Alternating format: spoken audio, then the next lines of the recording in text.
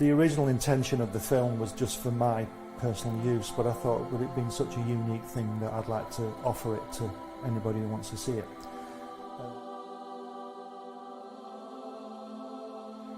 On the first visit, Jack took us into his another room, separate room, and there were these brown parcels full of artwork piled up, and he said to me, "You draw like I do." We were in the studio for 5 hours, you know, it was fantastic, and there's this, he's got this desk, and everything he's ever drawn has come from this desk, and then I would just go with the flow, and that's what this film is about. It's just a unique film of him. He says, "I beat you." He says, "They say we came in under the dead heat." He says, "That's not true because I beat you." And the American said, "Well," he says, "if you like to think so," he says, "but I know a real story." He says, I know I clearly won that one." See? Well, Joe is 6'3", and I was a run, see, from the Lower East Side. And being Joe's partner was an advantage to me because Joe was believable, you know, they would talk to Joe, and the Goodman brothers would get to know him. Martin Goodman owned Marvel at that time. And they called me from Nassau, you know, I lived in Long Island, and they say, "Would you like to come down and draw these guys in training?" I swear, this is not a story. And I said, "Yes, of course, I'd love to come down."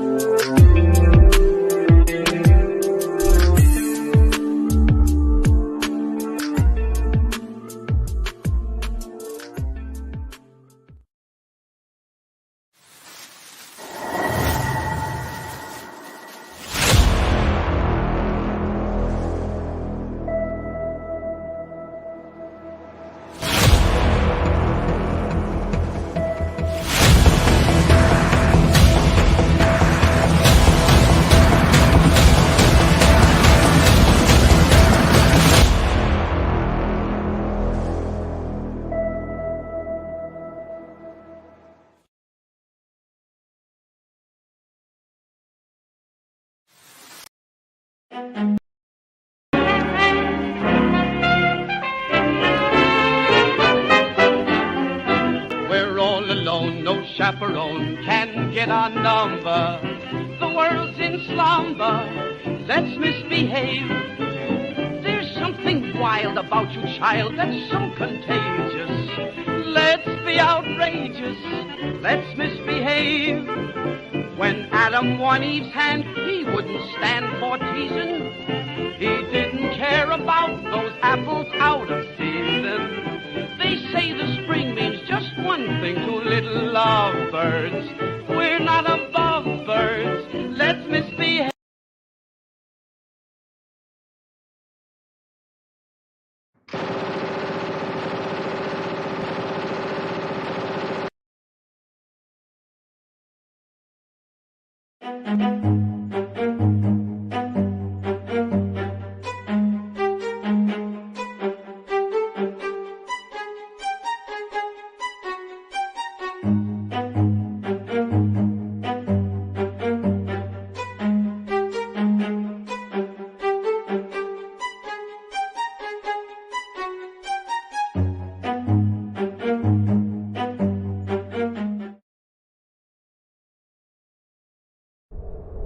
In a world ravaged by monsters, a new evil has risen, poisoning the land and threatening humanity.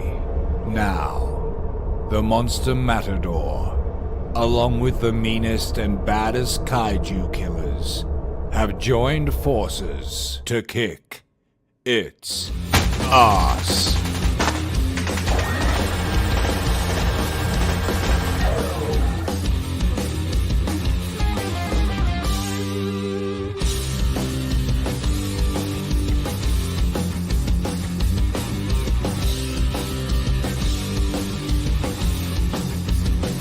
Monster Matador, after Apocalypse.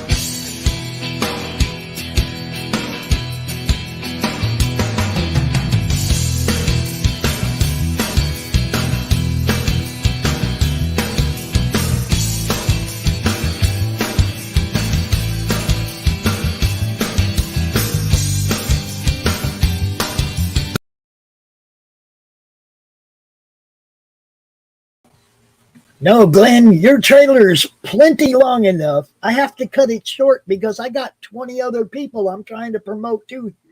That 2 hours and 25 or 2 minutes and 25 seconds is way long. I'm just saying. Okay, so I cut it a little bit short because I got other people I got to promote. Author Cindy Kep is writing on the edge. Books include Remnant in the Stars, The Loudest Actions, Lines of Succession, Mindstorm,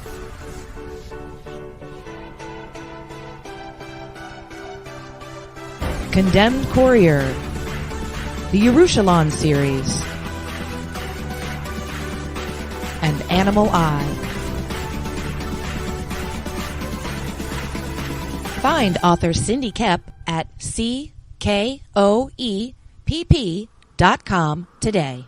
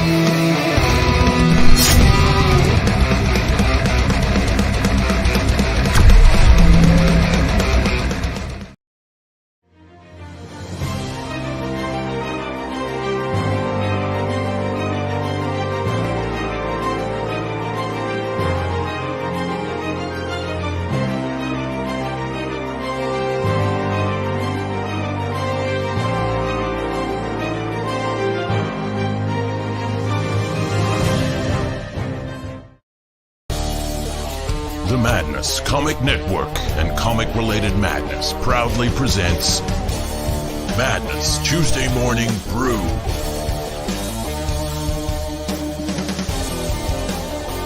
Tune in to our content on Comic Talk with Pox Van Zandt on YouTube.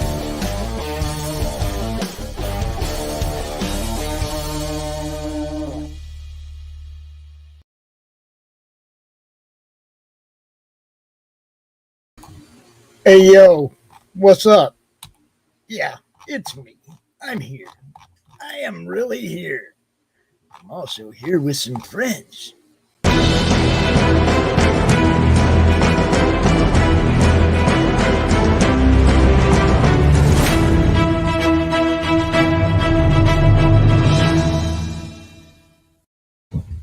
Oh, it's good to see you, Allie. I ain't seen you in over a week. How you doing? I'm awake, just hot and tired. Oh, and my hair's damp as fuck. Yeah, But I just got out of the shower. I haven't even put a hat on yet, but I need to. Look at that mess. It's horrible. Hi, Lori!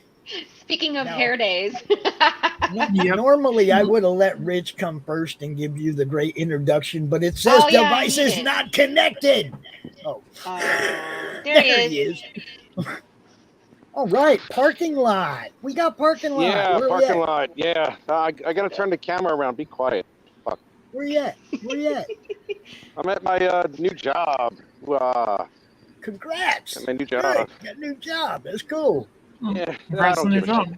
Anyway. Oh, look, he pinned his hair down and everything. Yeah. I know. I look human somewhat. You're looking good, brother. Looking good. What's up? Oh, that's so sweet. Thank you. All right, take my face off. I am a hideous creature, please. Oh, stop it. Fanta? All right, off the camera. Oh, geez. Look, I look like Doc. That's even worse. Fanta, I have to say, I am not the editing guy. I'm not the video. Look, this show doesn't happen without a whole lot of people's help, okay? And I mean that, like, seriously, without a whole lot of people's help. I don't do video editing. I'm not that guy. I'm lucky I can pull up videos on the frickin' StreamYard, right? But if somebody wants to stream some together, and send me something I can play, that's cool. I do that. Basically, for me, it's like I try to get them all in before the show, but now we have so many that we have to show ads at the end of the show. If we can keep them to 30 seconds, 30 or 40 seconds, I could get more in. Okay.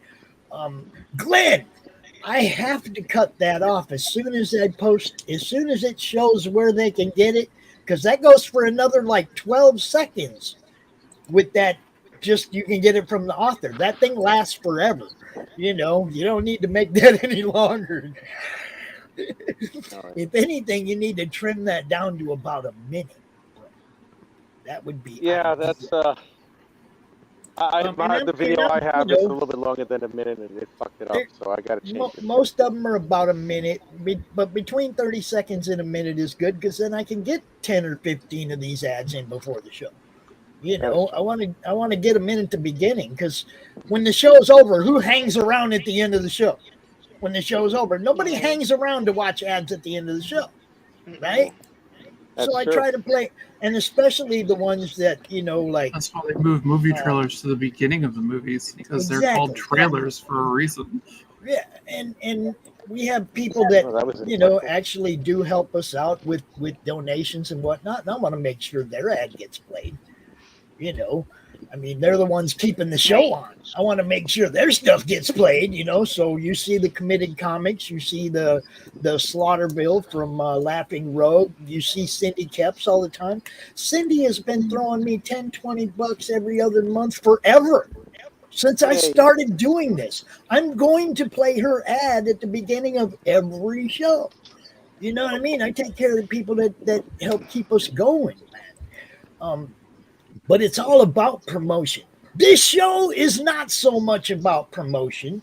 This is where we get to chill. We just get to hang out and talk about what the topic is of the day. The topic of the day is promotion. All right.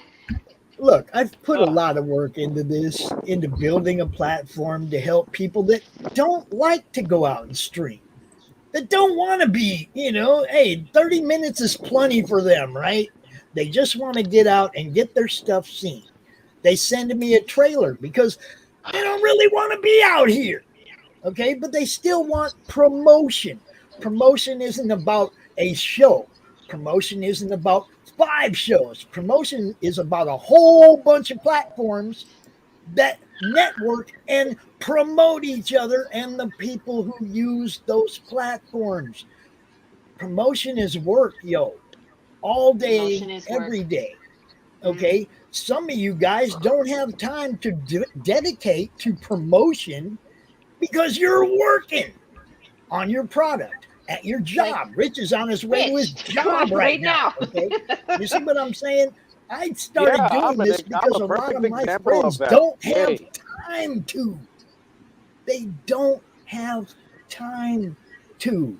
Now, there's some heroic people out there like Paul Gomez, who's on his 4th book this year, Family Job, all that. Okay? We promote the crap out of him because we know he doesn't have the time to dedicate to it that he'd like to. He still goes on as many shows as he can. He self-promotes, okay? You have to be seen in front of a lot of audiences. It's great. Build your own platform. Build your own show. Do your thing. But man, if all them other audiences out there don't see you, your thing ain't gonna grow. Right. Okay. It ain't gonna grow. How do you get as many eyes as possible on you?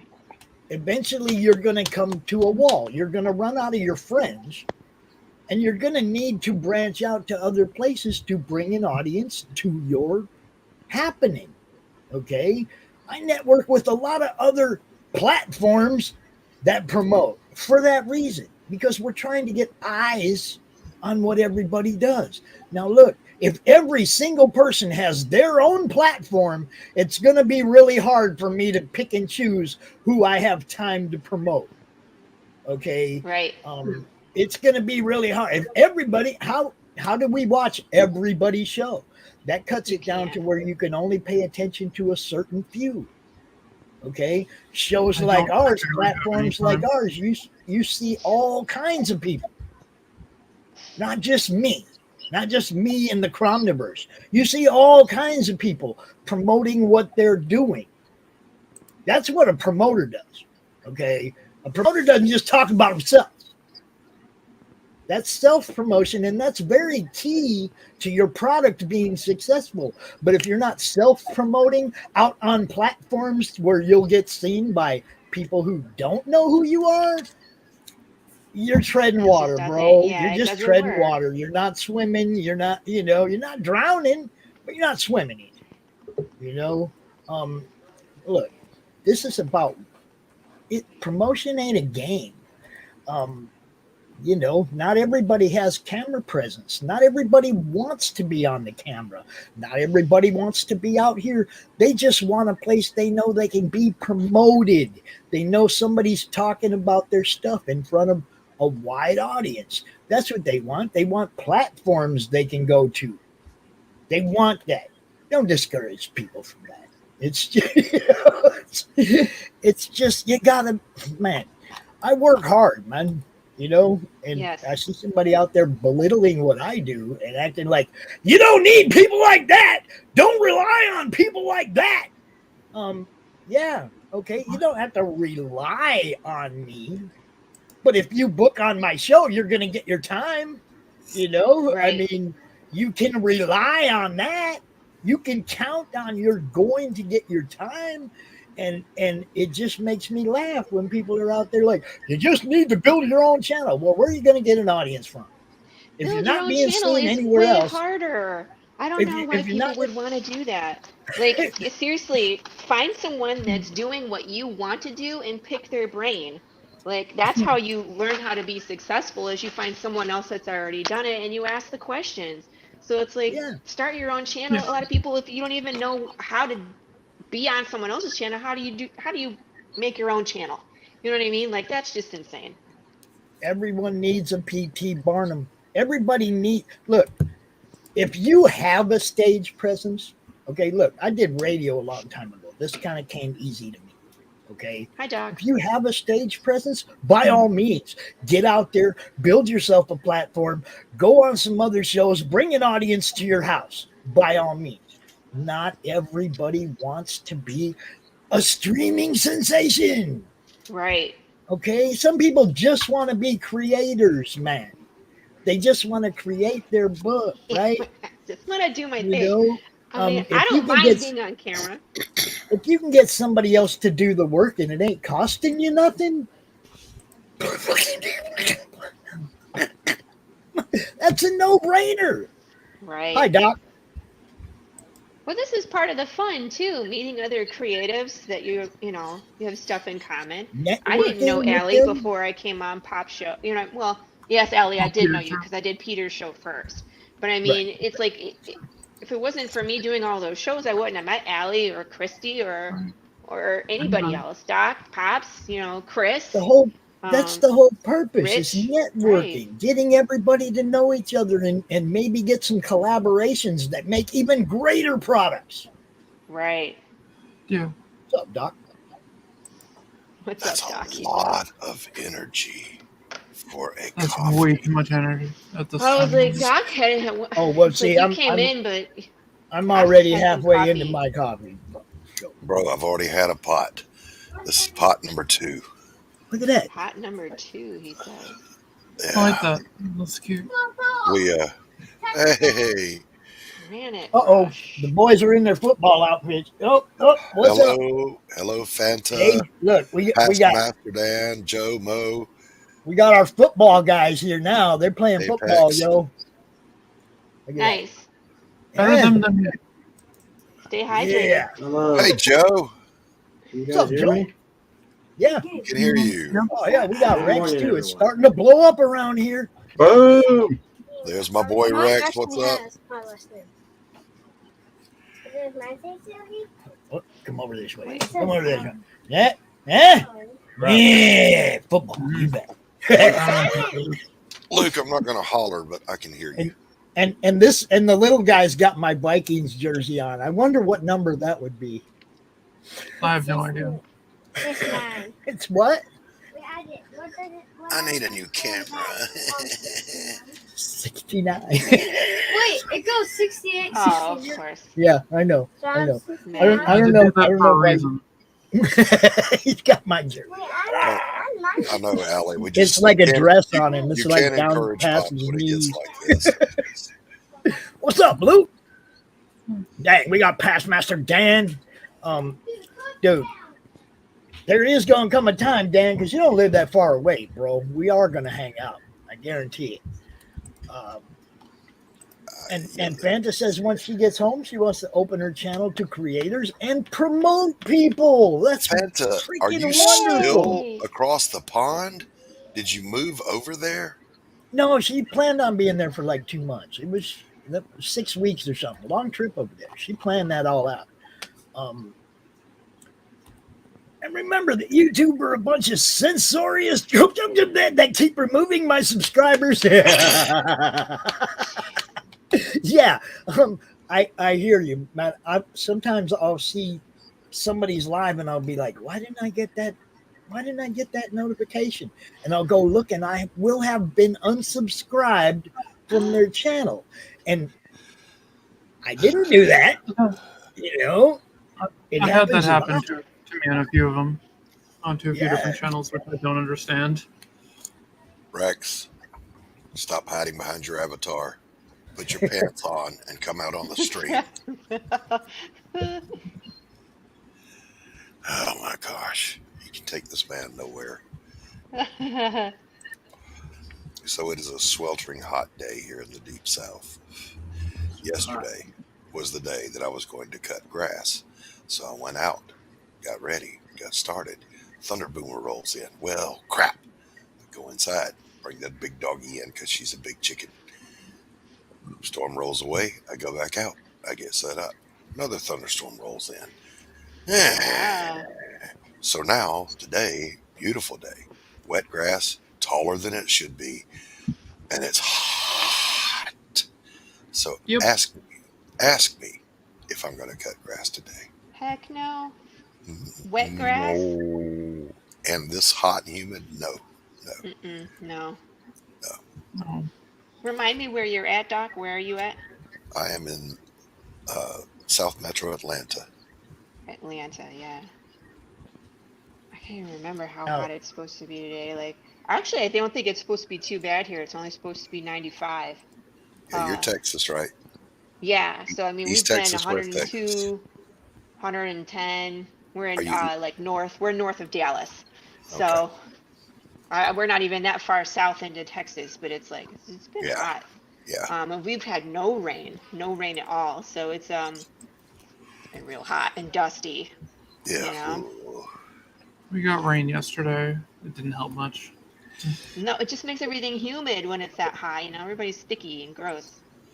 Yeah, I've been debating on whether or not I want to move to Texas. I was thinking about maybe the Waco area. It's so pretty there. It's nice. Yeah, it is. It's nice out there.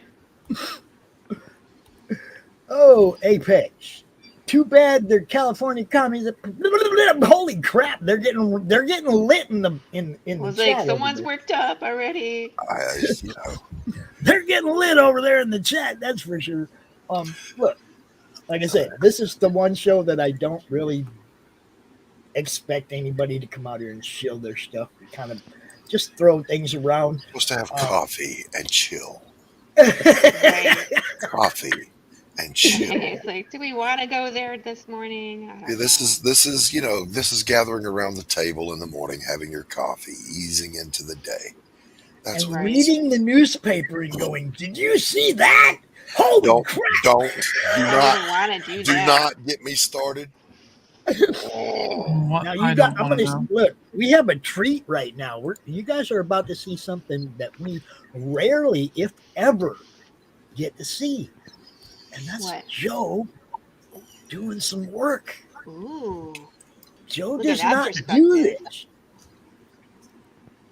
He rarely shows us what's going on. Whoa. He keeps that pretty well hidden from us. I appreciate the look, Joe. You know what's up. This guy is like a serious talent. If you guys ain't been paying attention to what's going on over at Abominable Grizzly, look, this guy can draw. Yeah, and Joe and Mo are two of the nicest people you ever want to chat with. I love having them out on the show. They don't come out often enough. Yeah, that's always a plus when you have a good creative team that makes a good product and they're nice people. Yeah. Right. And like I said, I don't get to talk to him enough, because when Joe puts his head down and gets to work on the next issue, you don't hear from Joe. Yeah, he's gone. He's under. He's in the bunker. Grizzly goes into hibernation. Yeah. So I appreciate it, Joe. Thanks for showing us what you do, man. This is what it's all about. Past Master Dan says that he's working on a version of a CG Superman, so we have an overpowered little on Earth. I thought that was EVS.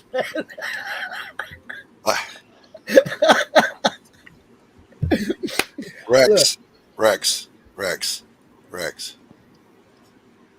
Yeah. Rex, do you have your pants on? Keep asking him. I do today. You're not. You haven't wandered out into traffic in just your tidy whities again, have you? No, not today. Yeah, the other day we even had a banner for Rex. Rex is in his underwear, confirmed. Listen, the other day, my wife, she said, "Honey," it was Saturday. She said, "Honey, Daddy wants me to go to the auction with him." Now, this is one of those auctions where they just auction off stuff you would see on Ronco on an infomercial at 2:00 in the morning. So he comes back with a gift for me of a box of these crack pipe torch lighters. What? Yeah. Watch this. It's a turbo. Oh That's a golf course lighter, Doc. No, that's a crack pipe lighter.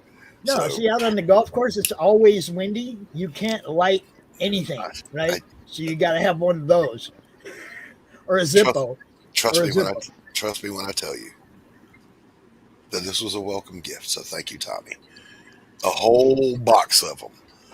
It's like, look what I got you. Oh, So what are you gonna do You with can those? send one to Hunter. I'm gonna light cigarettes. I'm Okay, gonna light I was cigarettes. like, you smoking crack? Is that what you're doing? Let's send one to Hunter, Doc.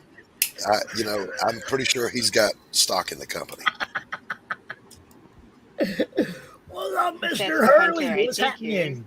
Hey Tanner, but for whatever reason, my dog is terrified of this thing. I can just click it and she goes, "Ooh," and ducks her head and walks away.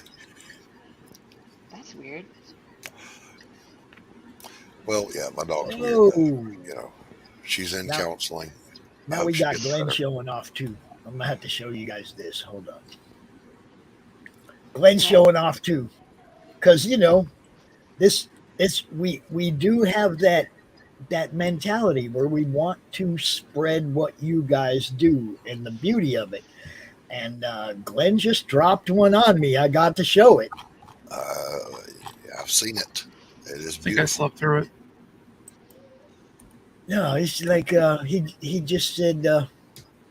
He said, "Perspective. You want perspective?" Wow. Yeah, that's gorgeous. Wow.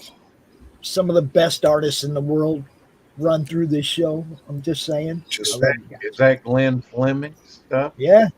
Yeah. Welcome. He's going to be on my show today with Texas Dave Houston. So check it With Texas Dave Houston, that's how I met Texas Dave was through Glenn. out. Okay. He'll be talking That's how about we his met. Hatch book and, of course, his current campaign on Indiegogo. I love Hatch. Just And gonna say, maybe some Doctor Who. So yeah, Tanner's book Ren is doing real good. I think about 150% funded and rolling right along. I do want everybody to take a good look at Bushy Boo 2. Paul's fourth book in under a year. The dude puts in the work. He deserves everybody's support. The fourth book he's put out in under a year. Fulfilled on the first three. Show that man some support. Paul Gomez, Bushy Boo Circus 1 and 2. Go check it out because, that's the kind of look. If you really want to set a model for how to do this, that's 3 different titles. Number 1 on 3 different titles, and now number 2 on one of those titles in under a year. Wow. These aren't 24-page books either. Okay, so this kind of stuff can be done. The work can be done, and when you're that dedicated to giving the fans product, you'll have people like me behind you promoting you 100%. Yeah, Because it ain't just about the creators. See, this is the other thing that people forget. Promoters don't just do this for the creator. Okay, when you got a book that you got 80 backers and you're 1,000 away from funding, I do this for those 80 backers too. Okay, because if it don't get funded, those 80 people don't get a book. This is about all of us, not just the creator. It's about the fans too, man. Promoting is getting the book in front of the people who buy it. Not being on my show talking about myself. So It's yesterday, what? I was finishing a panel on a great looking page, and I kept looking at the image, and I couldn't put my finger on it. Something was wrong. All you had to do is put your finger on it. The shot was from behind the big guy while he's lifting up the little guy by the face. And I looked at the arm, and it had a shoulder, a bicep, and a forearm. Whoops. Now, it's not uncommon to make a composition mistake, but it rarely makes it to ink. It was inked. It was Right. finished, and I was like, "Oh my God, what have I done?" So, so Whoopsie. I had one of those This will be moments where called flying on autopilot. you just Yeah. stand up and you point at your painting. Why did you do that to me? Well, if Jack Kirby can put a thumb on the wrong side of wrong Yes, hand, Fantastic Four. Well, I fixed Well, it. Jack Kirby putting a Obviously, thumb on the wrong side of the hand, he made it look good. this yeah, is true. oh, definitely. This is true. It looked like it belonged there, didn't it? When he Well, I did don't know that, if it go that all far, of but us, it looked good. all of us looked at our hands and went, "Our thumbs are on the wrong side," because Jack said so. Right. Yeah, it does Jack happen, but Kirby wasn't rare. exactly known for his anatomical correctness in his art, and if anyone wants to say that that's the reason why you loved his art, you're wrong. Sorry. Right. The Kirby hand. There it is. Screenshot it there. The Kirby hand. How's I your love. finger, Doc? Oh, it's still gimpy. Foreshortening owes It's everything to him. it's never going to fix until I go get the surgery. So So you just can't straighten it all the way out on your own? no, never, and it's perpetually swollen a little bit right It's there. a great back. I wake up that way every morning, and this one is locked closed, and I have to forcibly straighten it out. And Yeah. that's, you see the glove that I wear that's got the tape around the index finger. That's to keep this one straight, because if I let it go like this, then I gotta pop it, which is really uncomfortable, or open it with the other hand. It's yeah. The weird thing was that when this happened, all I did was everybody's done it. You lose your balance just a little bit, and I put my fingertips on the wall just to brace myself and keep going, and it went. You're old and brittle, Doc. No pain, didn't feel a thing. It just went gimp. And I'm like, well, You're that's old and brittle, brother. that's Yeah, a thing if you that hear just those happened. popping noises, that's not a good sign. Well, I could just take my thumb and do that with it. Yeah, I can do that too, Doc. There we go. There we go. I've always been able to do that. That one don't bug me. It's Yeah, this you is. I know. was born with this. This was Yeah. self-inflicted. So yeah, there's that. Everybody say hello to our friend Quentin White. The Q Continuum has arrived. Hello. El Van Zandt, the ultimate master of the ultimate universe. What's up, Quentin? What's up, Doc? Yeah, what's up, Doc? Now Quentin started working on this one the other day. You can see right there, hanging out with Cap. You got Crom, and up there hanging out with Thor. You got the demon bitch. Speaking of, where are you, Christy? Get out here. Yeah, she's supposed to be here. She's finishing up with the car wash. Oh, Car wash? she's at the car wash, working at the car wash. Oh, There's a car few wash. comments Yeah. to make there. I've got a headache that would kill 10 ordinary men.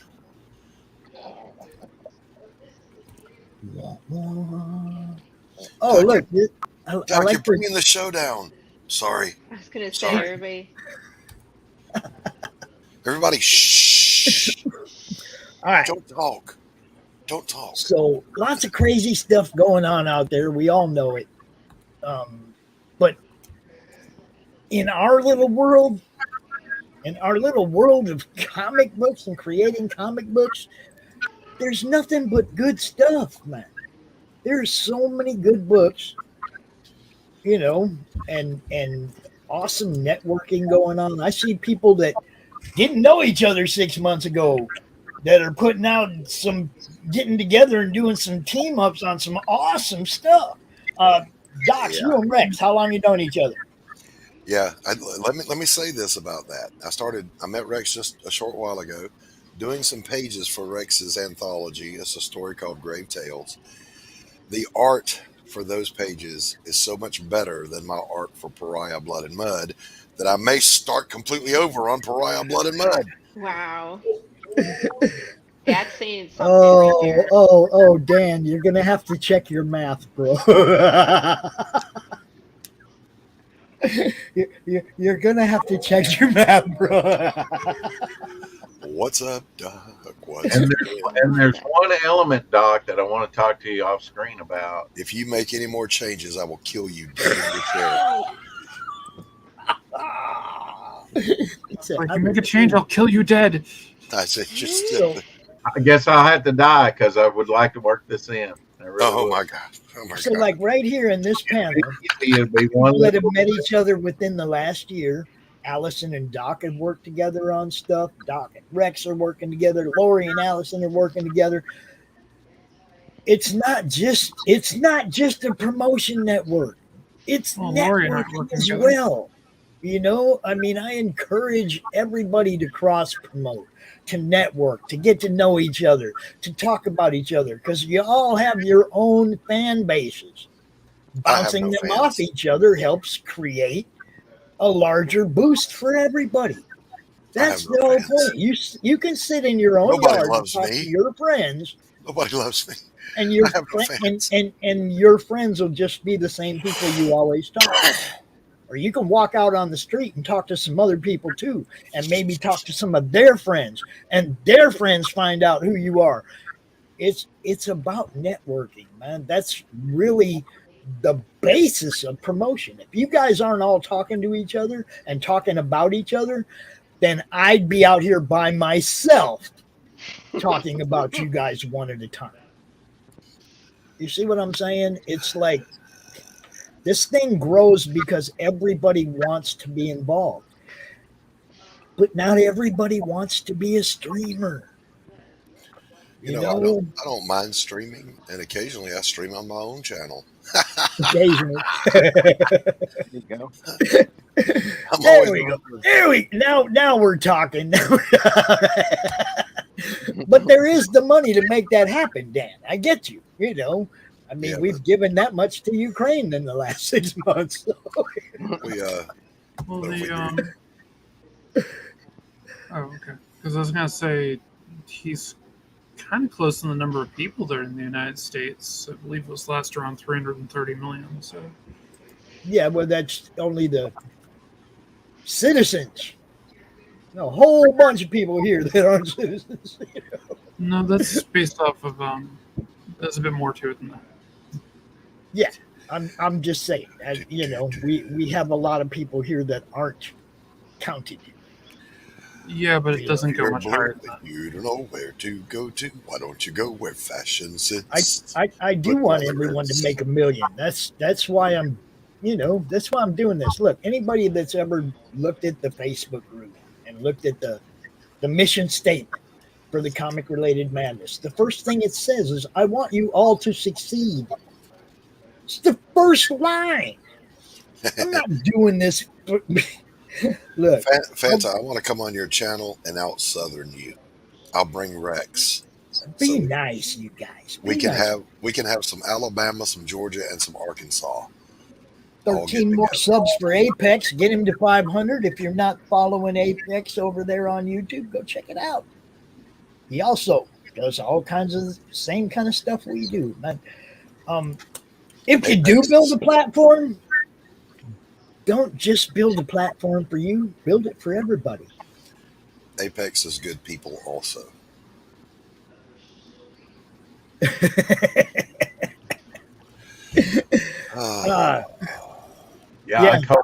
everyone was a millionaire, a loaf of bread would cost 10 grand. It's all relative. Yes.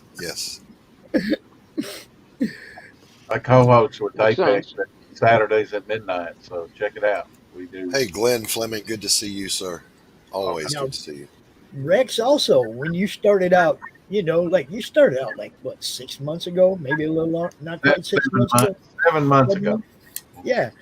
He had 100 shows under his belt in no time. But it wasn't just Rex talking about Rex. It was it was a challenge. I was co-hosting with Apex. He did his first live stream, and I was on that, and I've been on every one. There's only been one interview with Joe Sontag that I missed because I had to work, but I've caught every one co-hosting with him on there, and he challenged me early on. Said, I want to see you put 2 videos up by the end of the week. And so I had 6 for him next time I saw him. And then Yeah. I just continued on. And you stuck to it. You've done it pretty Became much the every day. name 4 o'clock shadow show, and I'm getting ready to get 200. I think today's 197 broadcast, so we'll be hitting 200 shows. Rex is out there, whether it rains, whether it shines, whether he's got pants or no pants. He's streaming. He's a hard-working man. Yeah. And this is what I'm saying, but it's not just Rex talking about Rex. Rex promotes a lot of people. Okay, Yeah. when you get out here and you build that audience, you can use it for yourself or you can use it for everybody. And come the fall, when I'm not so busy with work, I'll be promoting more. It really takes an effort. You really have to work at it for sure to grab this link. It doesn't take a lot of time, but to put up links and then down below have their links handy where people might jump on. I think everybody that's in CG or in, even if they're not on their channels, they should put up these links to these different campaigns, whether they're on Kickstarter or whatever, so that people can explore that stuff and go, oh, what's that? And then they might discover something they really like. And if you look down in the description of this show, you'll see Rex. You'll see all the people that co-host the show, pretty much. They're linked down there in the description, so you can find them. Right? The whole thing is spreading the love, and everybody I know that has built a platform that does promotions for other people, their shows are growing. Okay. And people that only pretty much promote themselves, their shows are pretty.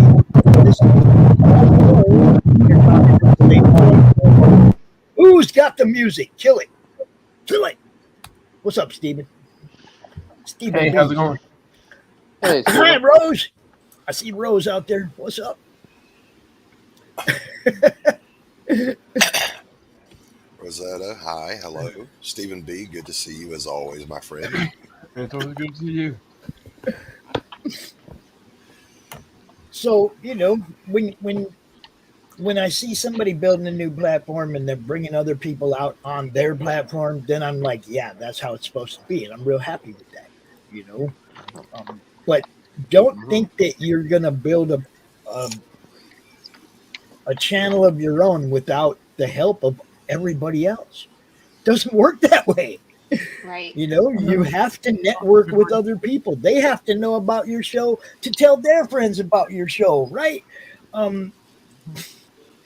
It's all relative. We all work together. We all bounce off each other. All these little cliques, there's somebody in each of those cliques that's cool with all the other cliques.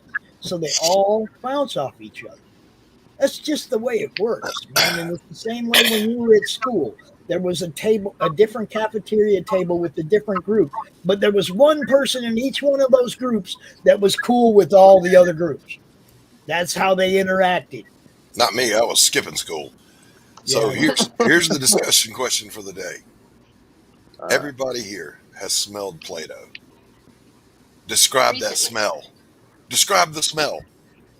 Dude, no. Describe the smell. No. Yes. Plastic.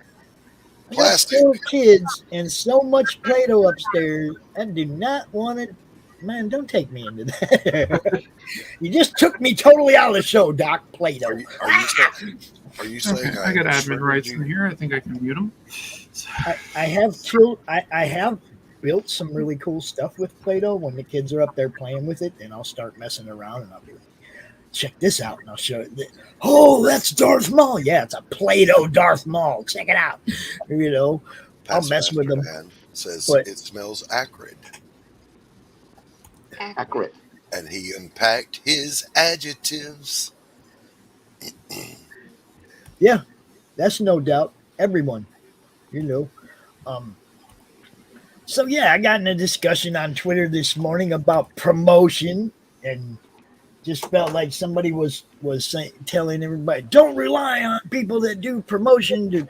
And it's like, yeah, it's okay to rely on the ones that actually do it. It's plenty fine to rely on them. They'll book you to a show. You'll be on the show. You'll get to promote your stuff. Yeah, it's okay to rely on the ones that actually do it. You know, Right. Tanner says he needs Tank's info. Everyone needs Tank's info right now. I'll let you know when I hear from him next. That's a whole different story. Oh my God. Listen here. I love comic books. Comic books taught me to read. Comic books introduced me to art, which has taken me all the way through my life. I love them. I love sequential art. I think some of the best artists in the world are comic book artists. So I count myself as blessed to be able to participate in this arena. Yeah. I love being allowed to do this because I'm not one of you guys. I'm not a creator. I don't art for a possible living or write for a possible living or any of that. I don't even promote for a possible living. Okay. Running a show is creation. You are a creator. Yeah, The but fact you know that you put all this together. I mean, you're that's a creator. content. If without you guys, I don't have a show. So it's what you Reading guys a comic create. book is content. When I first started doing this, that's all we did was come out here and go, look what I got today, and we'd show off our stuff. That was how I got involved in streaming. It didn't even have anything to do with promoting. It was like we'd go to the LCS, we'd come home with our stack, and we'd do a little video showing, and I got this, and I got this, and I got this. That was our show. That was what I did. But I don't own any comics. None. Yeah, Zero. well, that's because you're not a comic fan. Oh, damn. Shots fired. We all Do you have any PDFs, Doc? We all have that collection that we Do you started. have any PDFs Let me of finish. comic book? Let me finish. Answer the question. Do you No, have any no, PDFs No, of I comic do book? not. No, none. Zero. So we all have that collection you start off with. Well, mine went away when I went in the Navy. Mom got rid of it. Mhm. So then in the 90s, I started again. And it wasn't a huge collection, but it was very choice. And then I went on a business trip to Virginia, and when I came back, everything was gone. My house had been robbed by some people that I allowed to stay there while I was gone, that our church was helping out. And I found my comic collection at a local comic book store that willingly bought the stuff knowing it was mine. So I never started back again. Dog attack. Is that Rocky? Nope. Zeus. That's Zeus. See, Zeus. he tries to the one that wants to bite you. That's Zeus. You see me. If you ain't quick, he will nip your lips. He is such a throwback to a wolf. It's ridiculous. He does everything. Most of the wolves that I used to have, Zeus acts just like them. Hey, Rocky, watch me pull a rabbit out of my hat.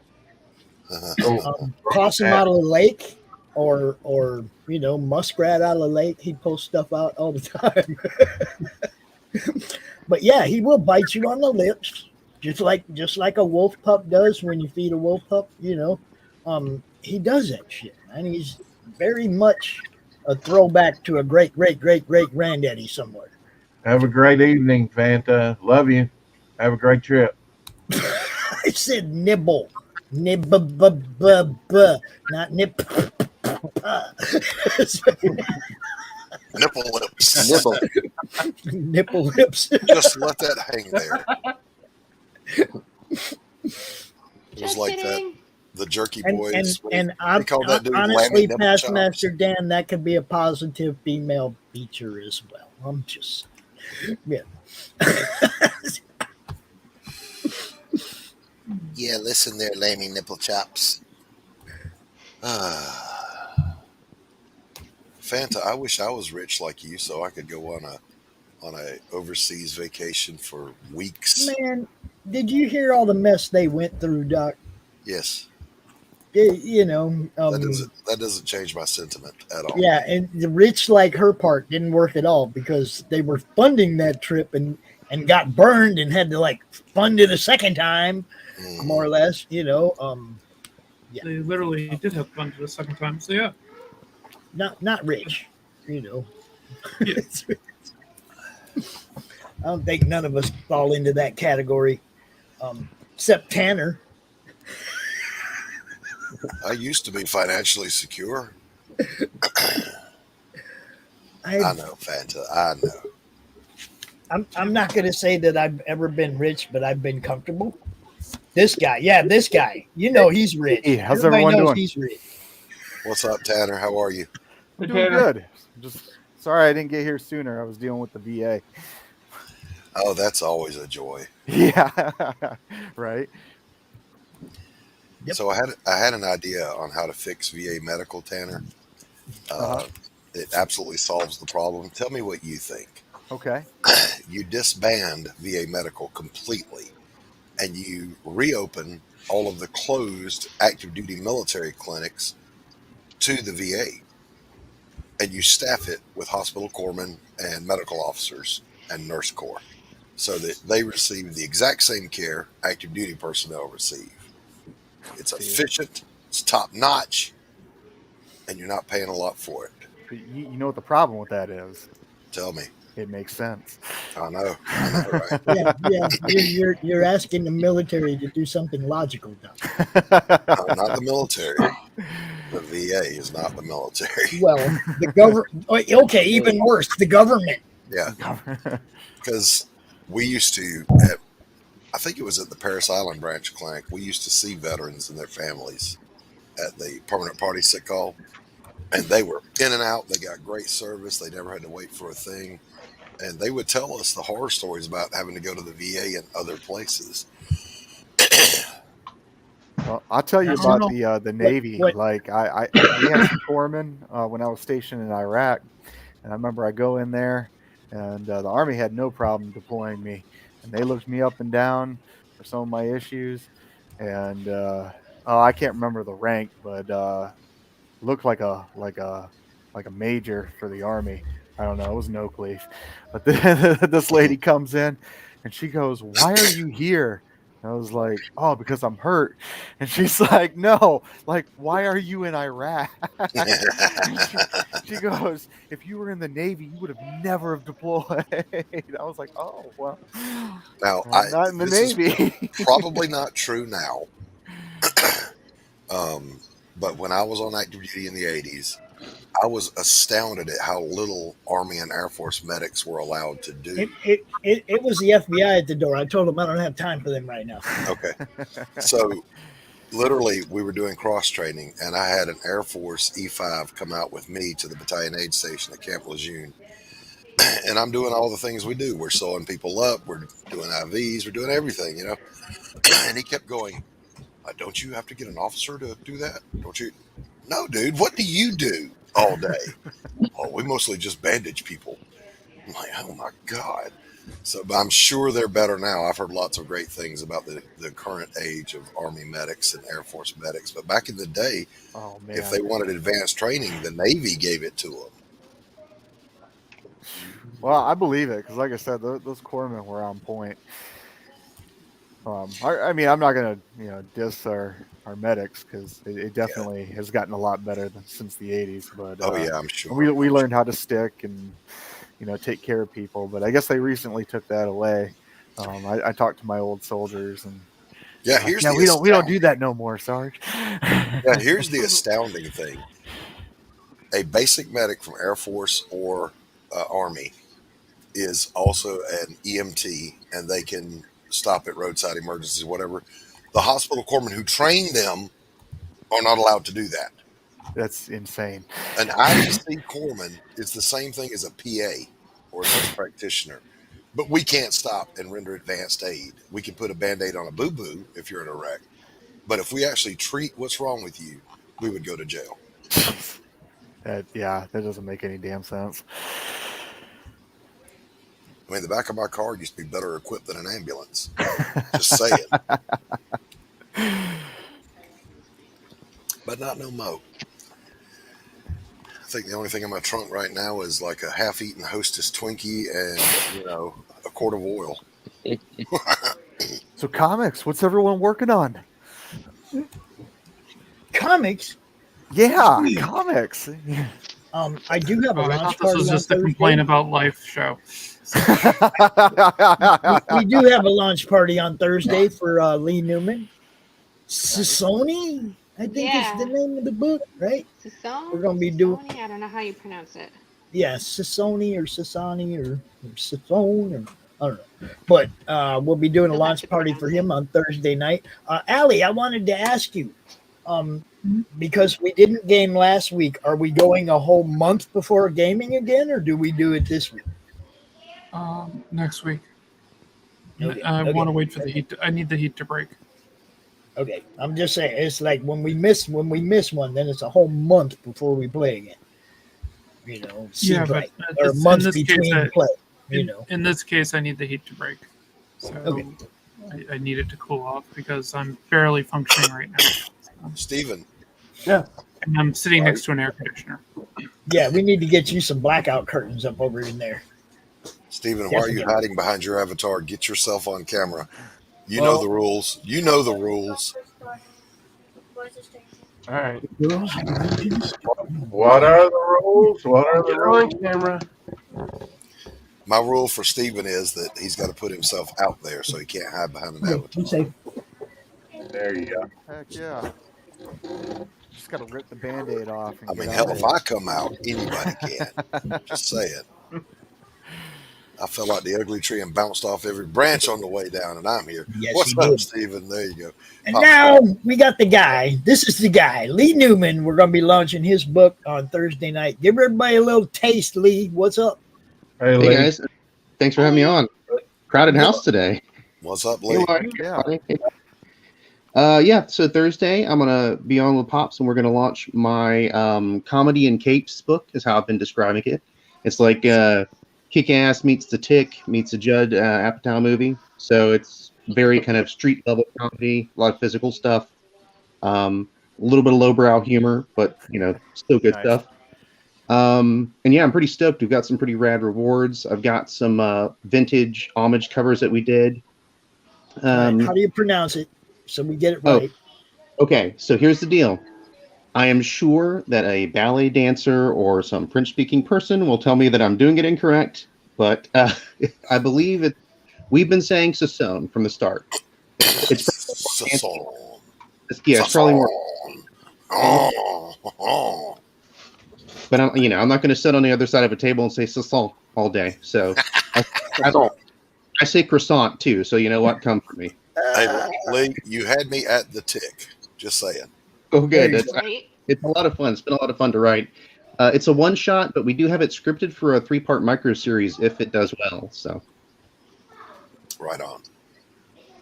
I always thought the Tick was the greatest invention of the latter half of the 20th century. Oh, man, the Tick was great. Man. The cartoon was just completely over the top. Yeah. I loved it. And that first live show, we'll pretend that didn't happen. The second one was pretty good. The second live show. Yeah, I got into that myself. It was pretty darn good. I loved it when Arthur asked him, "Tick, you do have a place to sleep, don't you?" And the Tick replies, "I must."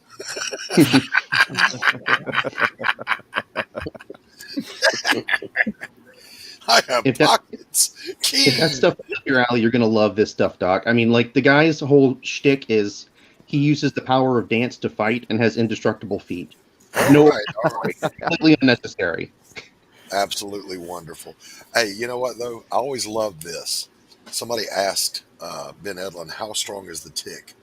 The Tick's superpower is that he's as strong as he needs to be. Think about that for a minute. Invulnerable. As a superpower.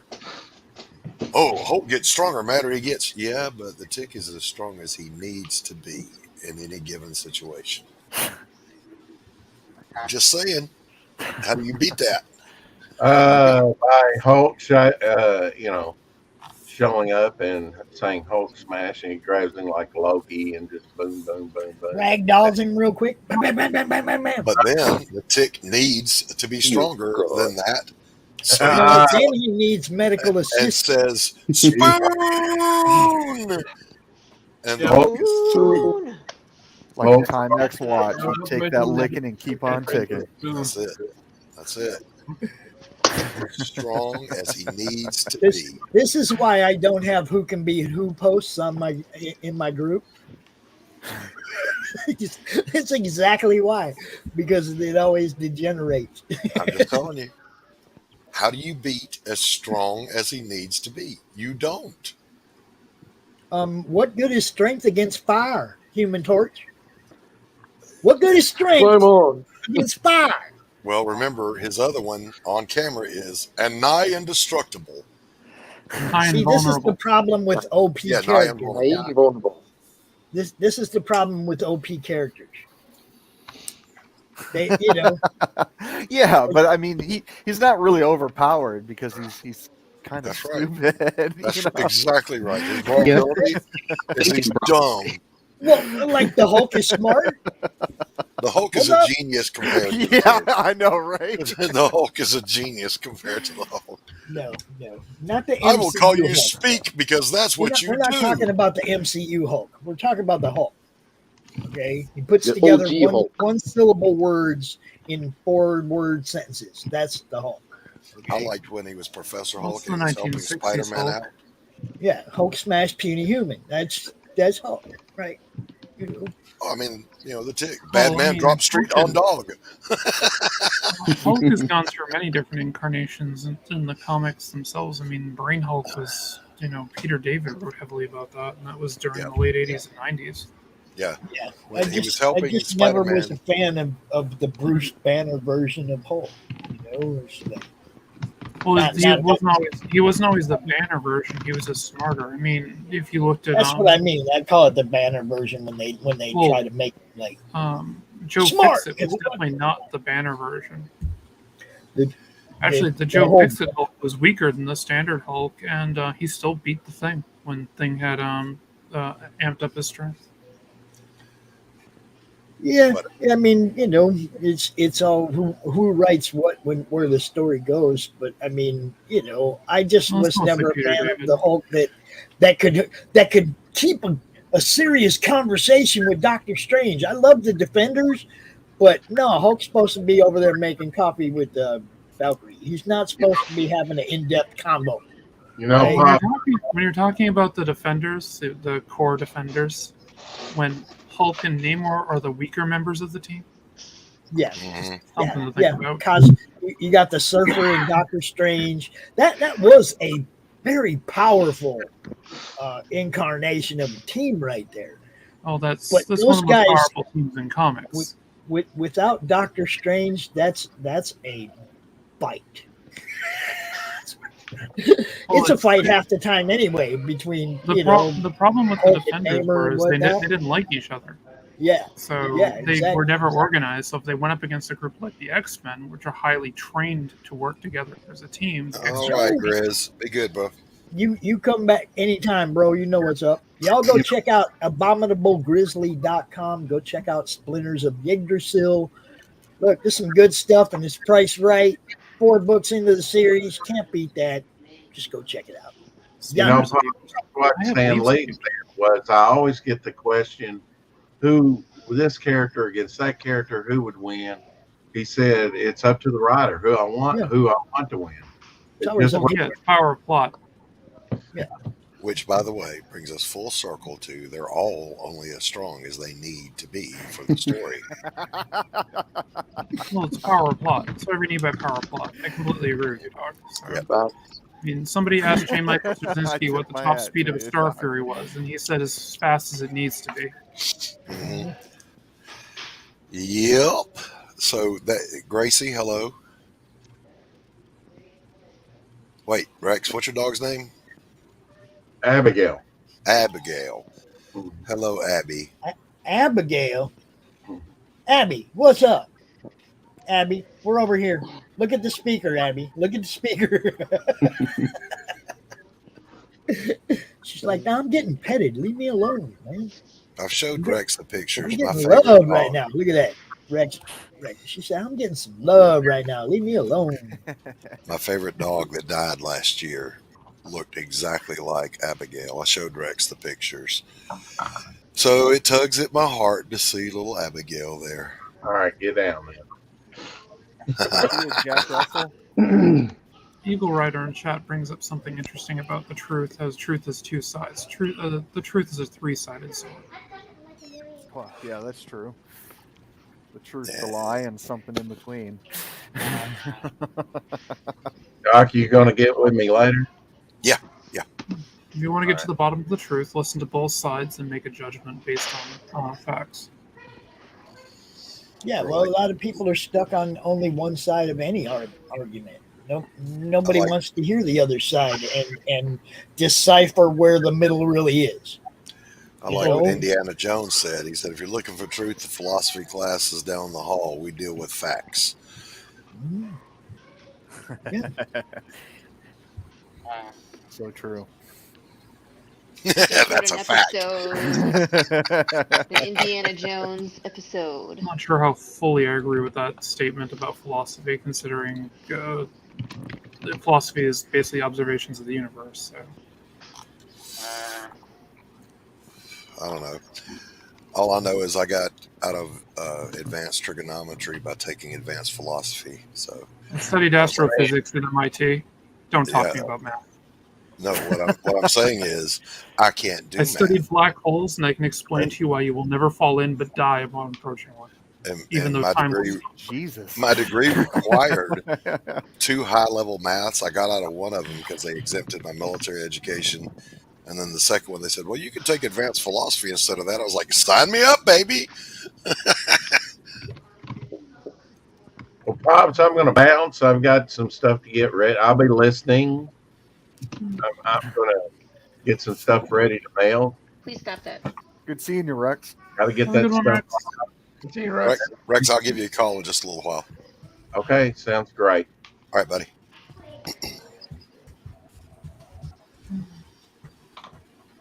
I had a funny conversation with somebody who was asking me because NASA's trying to develop a warp drive. There's one funny thing that if they figure out how to actually turn it on is one thing. The second part is what would happen if you turned it off. Turning it off, you could theoretically kill everything in the solar system. I was gonna say, I was like, that sounds scary what you just said.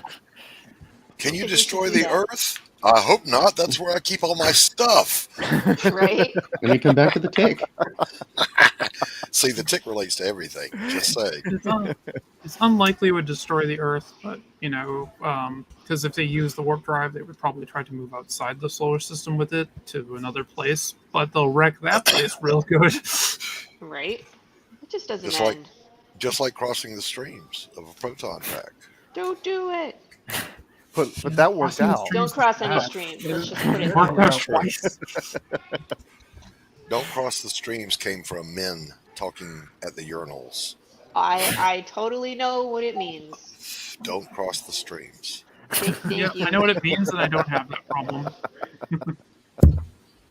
Don't cross You never have to worry about Lori and I crossing the streams, I'm pretty sure. When guys, did you guys as toddlers, do you remember backing up to how far you could go and still ring the toilet? Where has this conversation gone? What the hell? I'm just saying. I'm just saying. And I noticed all the other guys were quiet on that, so, I'll own up to it. I backed it as far away from the toilet as I could as a toddler to still see if I could hit the water. Tanner, I know you did. I see the look on your face. Steven's turning red because he still does it.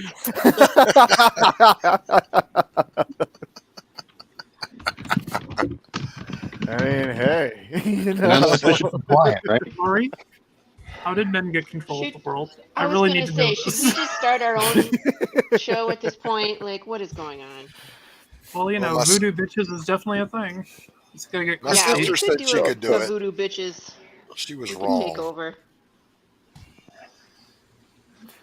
Lee, Yes, sir. you've done it.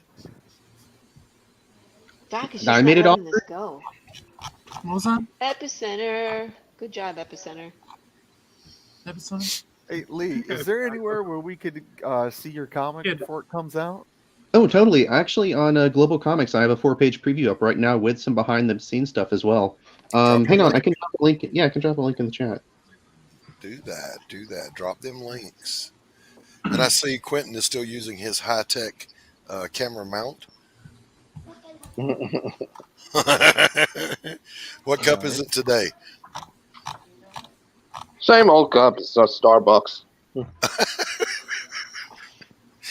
I tell you what, But you got your money's worth out of that one. It's only happened once because the reason I picked that mug because they got my name right, almost right. The only one particular vowel is messed up.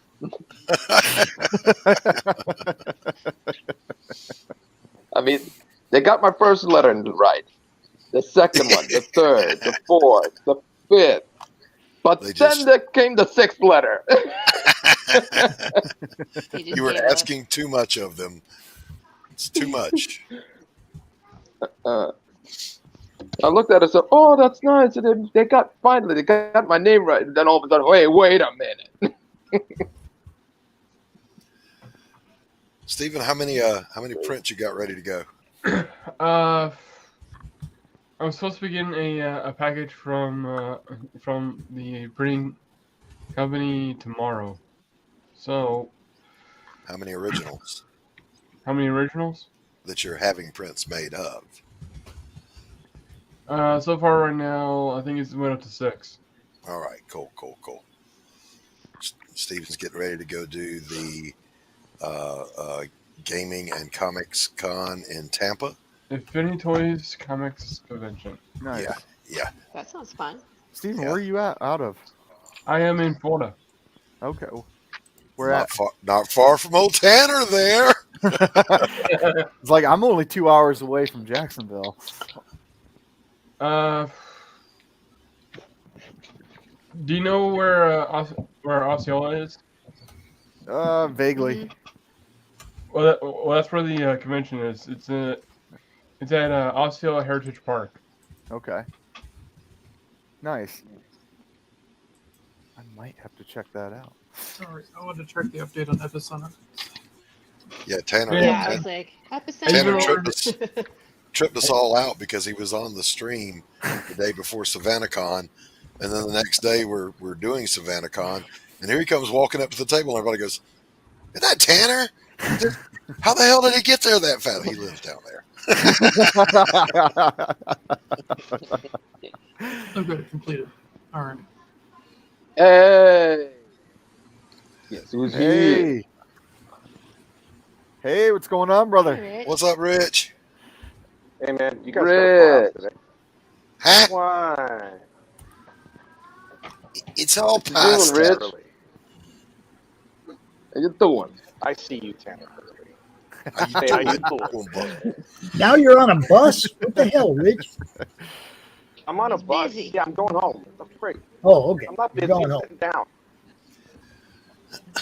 Patch Master Dan says, It's Lori "Did Rich get a haircut?" Cetera.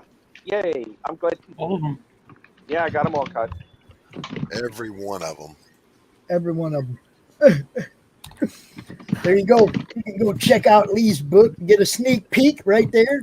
Like I said, we'll be doing the launch of it Thursday night. So don't miss Cool, that. I'll be watching. What's up, I'll be James? watching Lee.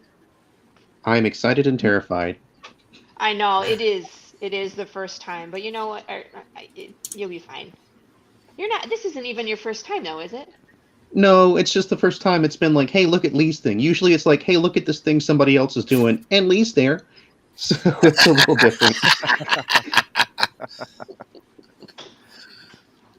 Sound like you're about to have sex for the first time. What? Let's all take a moment though Oh. to honor the life and What's work going on? of Olivia Newton-John. Thank you, Olivia. Oh yeah. Oh, man. So sad today. Thank It's you. sad that she passed. It's Thank you. Yeah. Thank you. One of my best friends was like her biggest fan. Has her autograph on his wall of autographs. He collects them, and he was just devastated. He was Lori. inconsolable. Lori, I just saw a creeper run down the hall into that room right there. They go back to school tomorrow, and I'm not excited at all. Yeah, right. we got I'm so like ready. another. It's like, That's tuck and roll, fantastic minions. I'll news. slow the car down. Bye. Yeah. I'm going to slow down. You guys jump. Right, tuck and roll. We did meet the teacher last night. Like, yeah, we did all sorts of stuff. We're getting ready for them to go, and Oh, they go which will back be to good school because I only early. have like 5,000 things to do. So, yeah, we're in Texas, so we start early because it's so hot. You know, it's like they're not doing anything outside.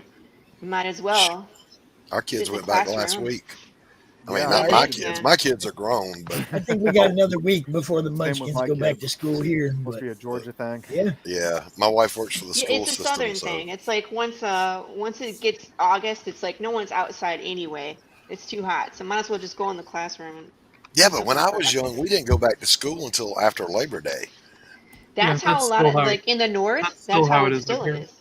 Yeah, I mean, they're in school that's till how it is. mid to late June, but hey. Right. We used to get out sometime in May. I don't remember when, and you had all month June, July, and August, and then you went back. So Mm-hmm. When I Well, they went get to out private school, mid-May. we went usually around the last week of August. It wasn't like it was before Labor Day, but we were out Yeah. at like the end of May, early June.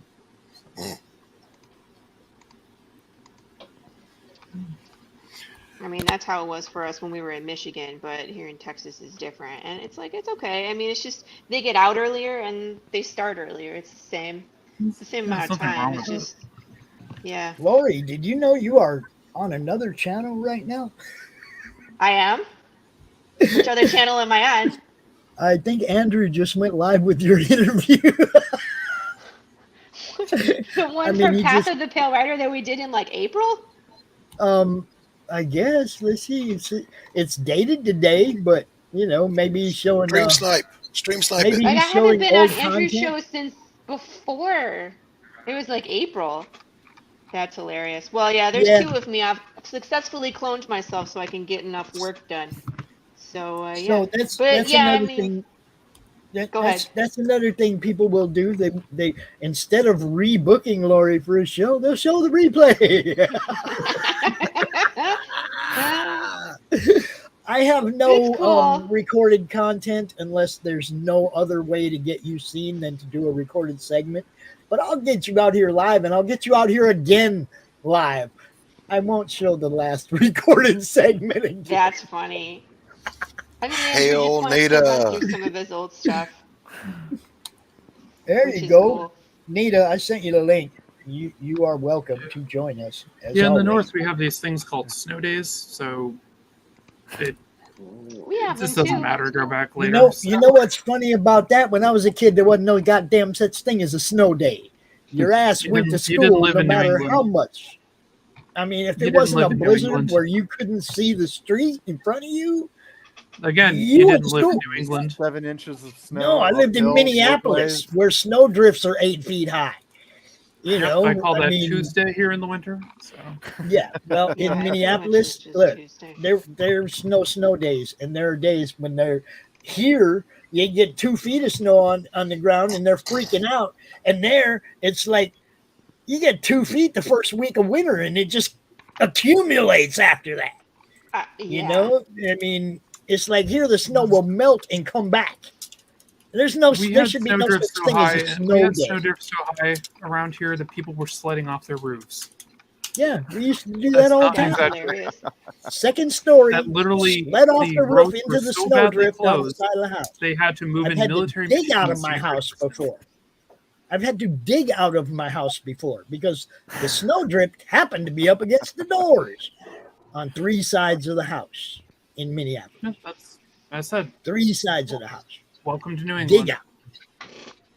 I live in You know, South They'll rain Carolina. I 2 days can't later compare. and get rid of it all, but hey. Illy, didn't Yeah. you I say know. you're And then you're kind yesterday, of up here's toward Allie Aiken, aren't that's you? like, hey, Spartanburg? move back north. And I'm like, Yes, oh, sir. heck no. I'm not coming north again. I- I've done that. I went to Dallas once to hang out Yeah. with a friend. I was at the Wyndham. and it was snowing in Dallas, and the whole city was shut down, and you could look out from the sixth floor window out over the view, and the only thing on the road was a mail truck. Yeah, the only thing on the road. It's been better.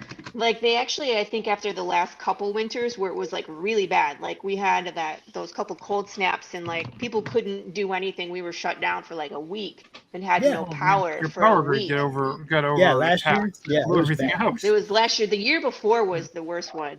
But after that, it's like they invested in some like salt trucks. Like we've seen snow removal and things out there. So at least it's gotten a little better. Yeah, they didn't even have plows back then when I was there. It was like the people that worked at the hotel, like the restaurant people that worked at the hotel and stuff, just stayed at the hotel the whole time, like for 4 days. Okay, they didn't go home. Nobody left the hotel. No new people came into the hotel. The only food you were getting was the 2 or 3 restaurants that were in the lobby area of the hotel. So the lines for those, every meal, the line was filling the lobby of people trying to eat at just those couple places because the city was shut down. It was crazy. I'd never seen anything like that. My goal is to make enough money. A lot of the southern states and stuff like that, they're not equipped to deal with the snow. They don't get it very often. So when it hits, it hits. No, I mean it was just the way everything shut down. Like there's it's like 7-Eleven wasn't open. It was like what the I mean they're not equipped to deal with it. They don't get it. So it's just crazy. It is what it is. I'm moving if you go up to Montreal or something like that, you have literally semi trucks that remove the snow. Minnesota, it's like as soon as it starts snowing, the plows in Minneapolis. As soon as it starts snowing, the plows are out. It's the same thing in England. They go right to work because it's a big city and they usually get dumped on a lot of snow. But I mean, I left there when I was 15 and moved to Phoenix because I was done shoveling snow. By the time I was 15, I had enough of it. That's I why was I like, stayed in Georgia. I'm going to go to Phoenix, Mom. I'm going to go hang out with your little brother. Uncle Chuck, here I come. Poof, I was gone. It wasn't 6 months later, the whole family followed me to Phoenix. 6 months. What's up, Christy? Hey, how's it going? Hey, Christy! What's up, Christy? All 3 of us are here now. Diva chicken! Yay! Yeah, there you go. My ass! My ass! My ass! Becky. Damn, that's like now that's a new word cry. My ass. It's the battle cry. Ass. Fuck, dude. It's been already starting to ramp up. Even 2 weeks after Comic-Con, I swear to God. Like, I'm going to do Klexicon, I think it comes in. And I haven't written it down yet, so I got to... If you see me kind of like out of it a little bit, that's what it is. And I have a call at 10. And it's like, oh, shit. Christy, is that a heavy metal shirt? Yes, it is. Hell Nice. yeah. That's awesome. It's a one-way ticket to midnight. Call it. Yeah, I have love that that stuck in fucking my head all magazine. day now. For a while. Yes. I mean, the That art, soundtrack is the fantastic. art was really good. Still, it's always been consistently good. But what kind of pissed me off about the art for a while is that they gravitated away with the girls with the big titties.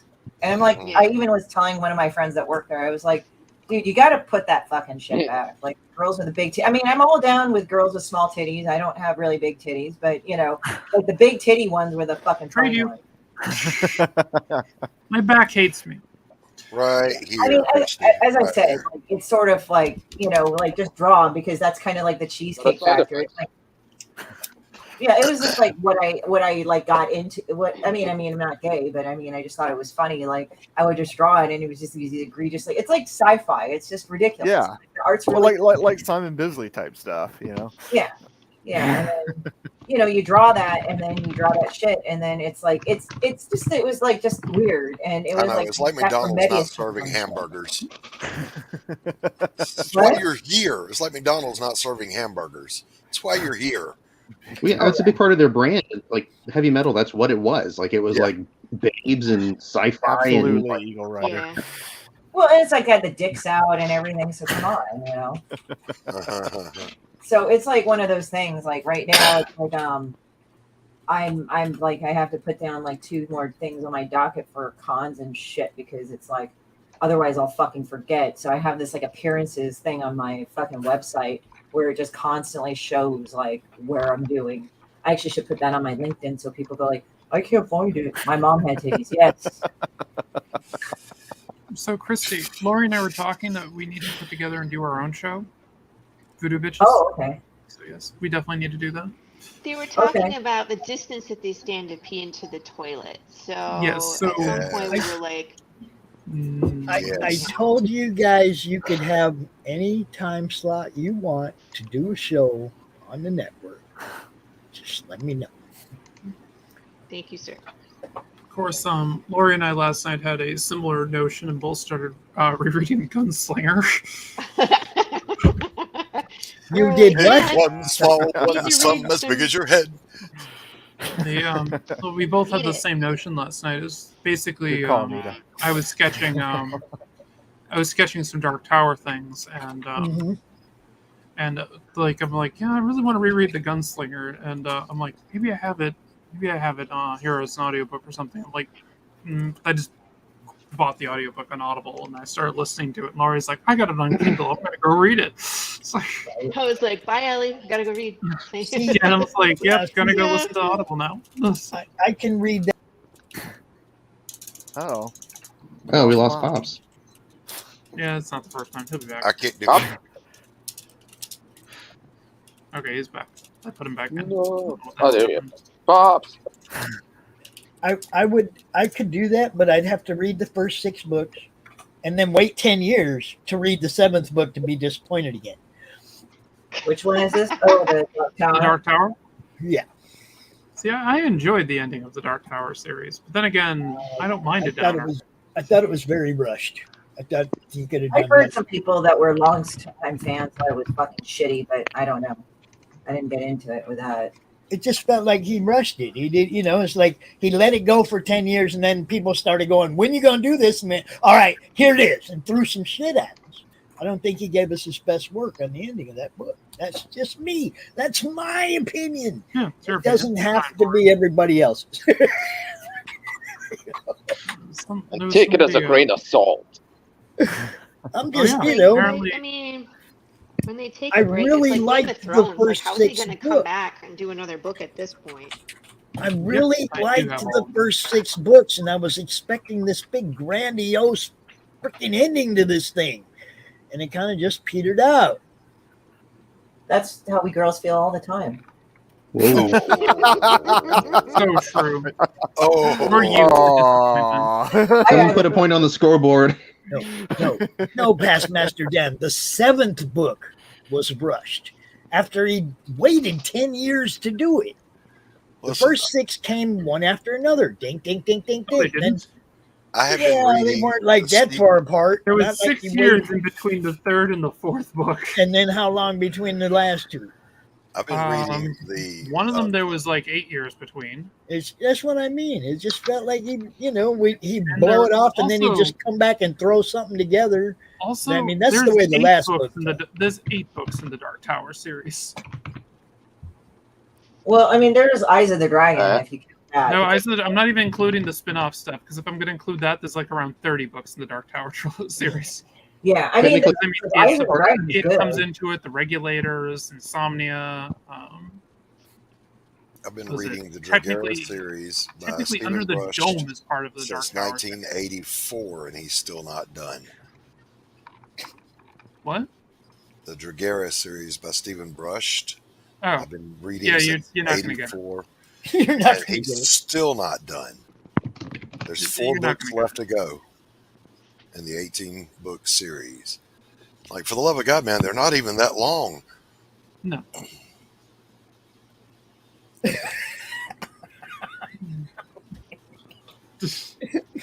There's a skeeter on my Peter, knock him off. I just didn't like the way he ended it after making us wait that long. That's all. And if he's done more since then, no, I don't know because I quit paying attention after that. Well, the last book is The Dark Tower. I wasn't impressed after everything. Look, when you got some time invested in it, just like in comic books and everything, and when it doesn't culminate in what you were hoping for or whatever, you're disappointed. You know, I mean, nobody wants the end of the story to not be worth the time you've put into reading the whole series. You know, you want the end to be. No, that's fine. That's it. If you don't like this, if you didn't like how it ended, you didn't like how it ended. That's fine. I thought the movie was kind of garbage, but hey. Oh, I didn't even see the movie because of the way it ended. You see what I'm saying? They took me so far out of the story that I can't even get interested in it anymore. Now you know how it's women feel. Yes. I have to keep saying shit. Overplayed it. She overplayed the joke. Oh, you're just butthurt, goddammit. Put one on the board for the men. Steven was the one that let us down, not men. The amount of times we have to basically make these types of statements doesn't compare to the amount of times you guys bitch over nothing. You meant Stephen King. Yeah, like if you guys had menstruation and pregnancy, that would really suck for you all the time. You're like, yeah. It's like, god damn. Yep. Try bleeding for over a week and being in pain all the time. It sucks. Yeah, you just lie there. You're like, God, this sucks. It's like kind of like you're bleeding, but then you're kind of like hurting, and then you're drained at the same time because you're desanguinating on a pretty regular basis over a week. Alrighty then. I think we needed Christy to get back at you guys. That's what we needed. Thanks, Christy.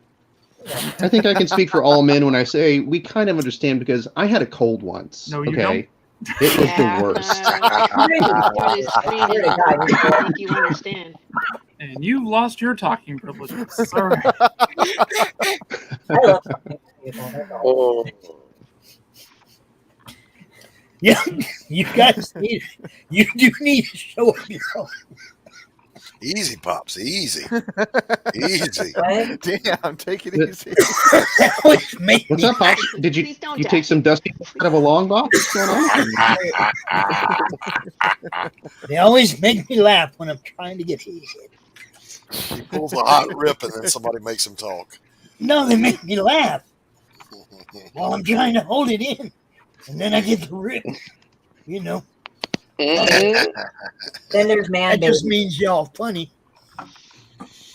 Man, just means means y'all funny. Got it. Then I'm almost ready again. Where the fuck is my daily hour? I want to sort of think of a question that everybody can answer that's not like too ridiculous or controversial or whatever. I had one. Describe the smell of Play-Doh, damn it. And that has everything to do with what we do, Doc. Everything. I lost my sense of smell Everything. back in 2004. It's coffee and conversation. Yeah, I know, but I'm trying to keep it related to what we do. Okay, I'll go this direction. When you are looking to network with somebody, you've seen somebody, you like what they do, and you know, it doesn't matter where you've seen them. It doesn't matter where, you know, if it was Facebook or whatever, how you seen them, Instagram, whatever. But you saw their work and you're like, man, I really want to work with that person. How do you approach them? Are you nervous when you go to approach somebody to work with? Are you do you have kind of a set thing that you say to everybody? No, I'll tell you what. It changes from, you know, person to person, but you know, I kind of like, well, because I was a recruiter, the Army taught me how to stalk really well.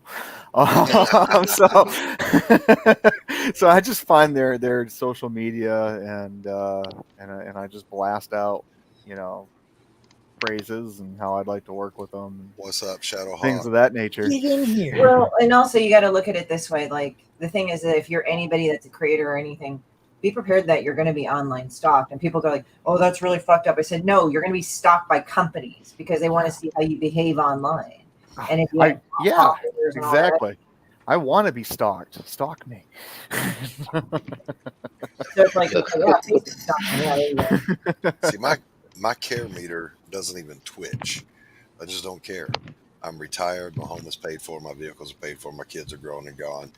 I'm going to make the product I want to make and work with who I want to work with. And I'm not shy about asking. I'm not shy about answering questions. So, yeah. Well, there was a point when I started doing this where I had to ask people. I had to go out and let people know what I was doing and ask them to come be part of CromCon, which is all I did back then, right? And I had to actually go and try to talk to people I've never heard from. Yeah, Nita, just get out here. That's her answer, and I agree. But when I started doing this, I didn't know anybody, and I had some people that would tell me, hey, man, I'm going to hook this guy up with you and that guy up with you.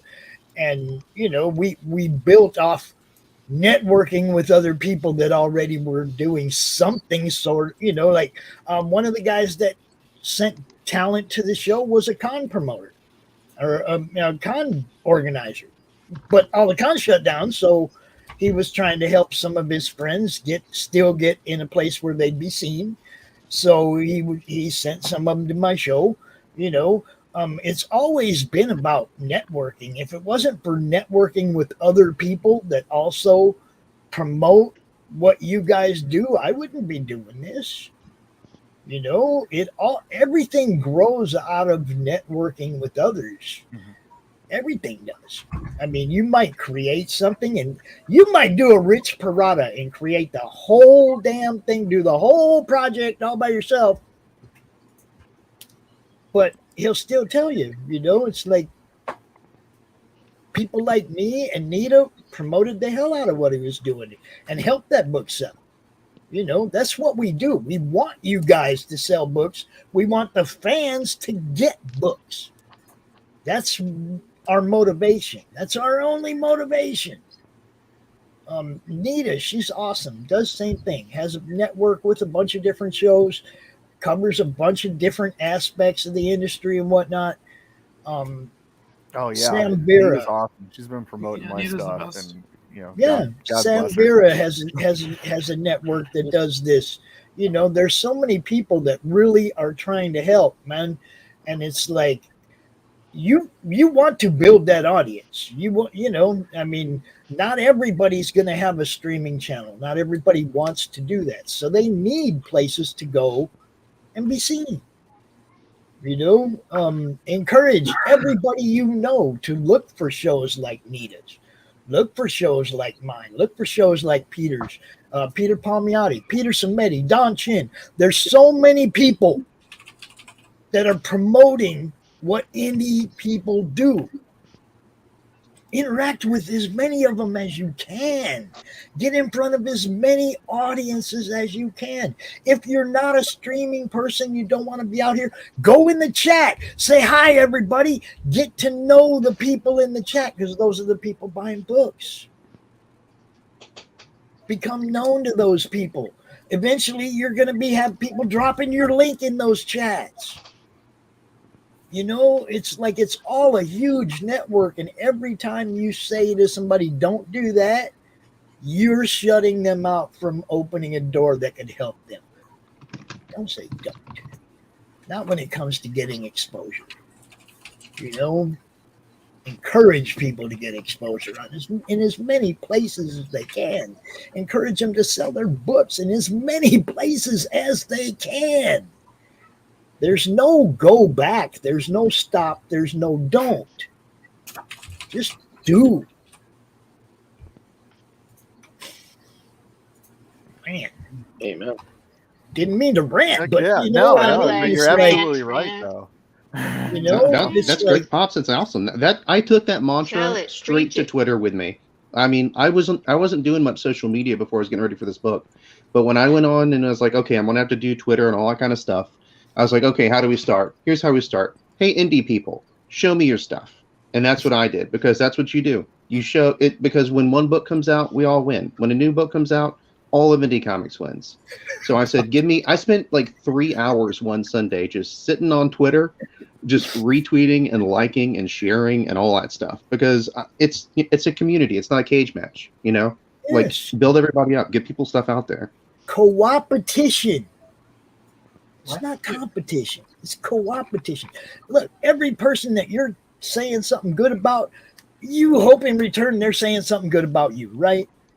Exactly. To their people, right? And you get a few more fans and you sell a few more books. And if you're doing that with everybody you can possibly interact with, you're increasing your fan base exponentially. Don't shut people out, you know, be out here in the chat, even if it's just in the chat. Look, I never met Past Master Dan. I ain't never seen him on a stream. I see him in every fucking chat. That's why I know him. That's why I interact with him. That's how I know he just lives a state over, and we're going to hang out one of these times, right? Because I see him in every freaking chat. He gets it. He drops people's links everywhere. Look, that's what it's about. It's not about, you know, you can build the biggest channel of your own. You can be EBS or Eric July, but only because fans found out about you somehow. Man, you know, it's not that you can't do it. It's not that you can't do it. It's that it takes everybody to push you to get to that level. Or you just aim to take over the hearts and minds of people and make them your minions. That's always what I do. I want to hang out with Eric July, man, because that dude started what, a decade and a half ago. Music and, you know, Young Ripper. Okay, he ain't young no more, right? But he's still Young Ripper, right? You see what I'm saying? It was music. It was building a huge following. I don't think he had a plan to make a comic book 15 years ago. You know, no, I think that came out of the last 5 years, honestly. Yeah, I think I first heard about him about 3 years ago, talking about the Rippaverse and what he wanted to do. I think that's when I first heard about it. That's not saying he wasn't thinking about it earlier, but you know, I mean, that's a lot of time building a following before he even had that plan. You know, look, if you watched Eric July's shows at all, people throw money at that dude for talking. He doesn't even have to make a comic book. They throw money at that dude all day. You knew damn well when he released that comic book, it was going to sell. You knew that. And I'm glad that it did the way it did, because it just shows, you know, the big two, big three, whatever you want to call it, you know, what we can do in the indie world. You know, there's a plethora of amazing stories and good ideas. Yeah, well, how long did he cultivate that audience again? Oh yeah, that's what we were talking about. You're right. You know, like over a decade. And everything. But yeah, that's a decade and a half. That's a long time.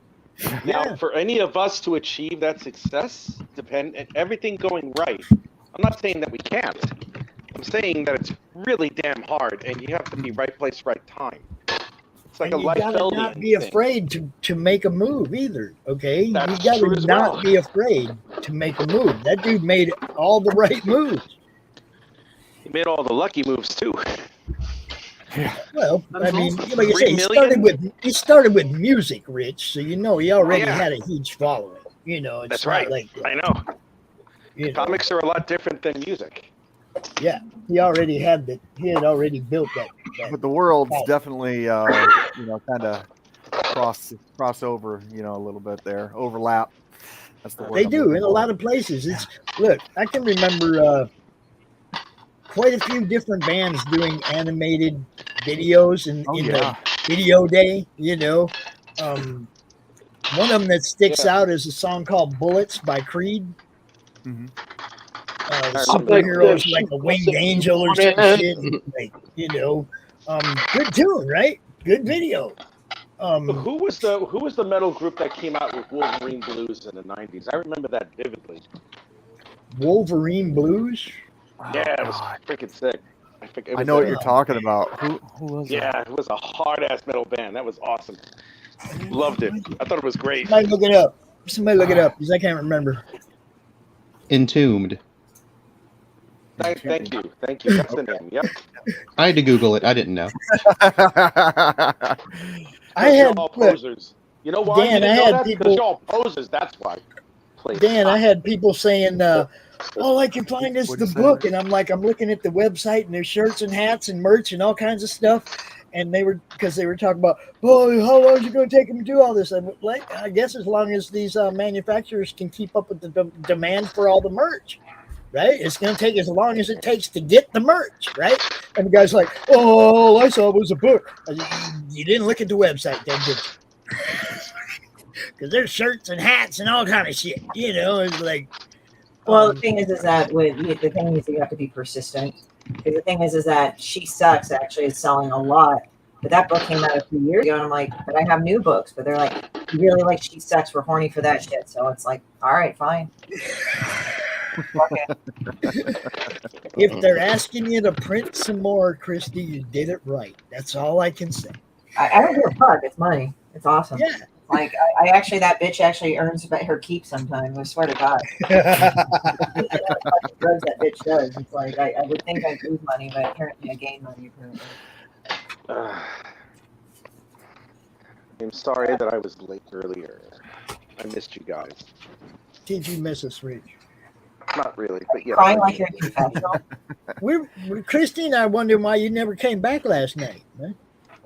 Oh, because I decided to fall asleep because I was tired. Oh, all right. You're forgetting. Fair enough. Well, actually, it was Christy scared me because she's too much woman for me, and I can't handle such awesome business. You at least should admit this. I do admit this. I admit my deep admiration and crushed love for Christy Shin because she's just such an awesome chick. She is so alpha male, female chick thing. That's what she is. I promise I will make him eat you last. Oh, please, you may consume me if you wish. I will take all of you. Right. I don't know, whatever you want to do. I don't care. You can say goodbye to Ozzy first. At first, I thought that was like fucking pop. I'll even do your dishes. That's how much I am when it concerns Christy Shin. Oh, that's great! I got a sink full of them downstairs. I was gonna do them, but woo, yeah, I'll do it with my tongue. Ooh. Okay. Make sure you add the soap first. Do it with your tongue. TMFI. Yes, I have to have the soap, and it has to taste like salt. Also, shave him. It's also lemon scented. I need to get the eucalyptus version of that. So like my. Oh my God. Oh. Man, I take it one step. She takes it 10 steps further. Jesus Christ. Oh, man. Whoa, damn. There you go. Damn, Nita. Okay. Yes, she will shit me out. I'm already shit, so it would be like regurgitating me. So, haha. And this is why we do the show, folks. Yes. This is why we do the Tuesday morning brew, and it's not. It's so that we can all get the rest of it out of our system, right? Because all the rest of the time that we're out here, we're promoting and we're helping. We're really trying to do what the network's about. But this is that one show where, we get to get it out of our system. Yes, once never a get week. out of my system. Christy, you get everything out of your system. Your art gets it out of your system. We know all about you, Christy. Your art and your posts get it out of your system. Yeah, I think I posted on my comics thing. It was like the whole roof Korean shit. Yeah. She dropped one in the madness. Action figure. I was like, it is an action figure. I guess it's comic related. Rooftop Korean. Come on. Whoa. What did I miss? It's racist. I know. That's I know. racist. That's racist. I know. It's so racist, Christy. It's so racist, man. All this That's intolerance. I can't take it anymore. Wait a minute. My Christy, feelings. for you, it's only half racist, right?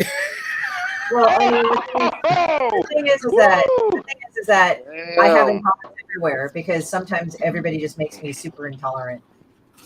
Because everybody enjoys me. So my intolerance is amazing right now.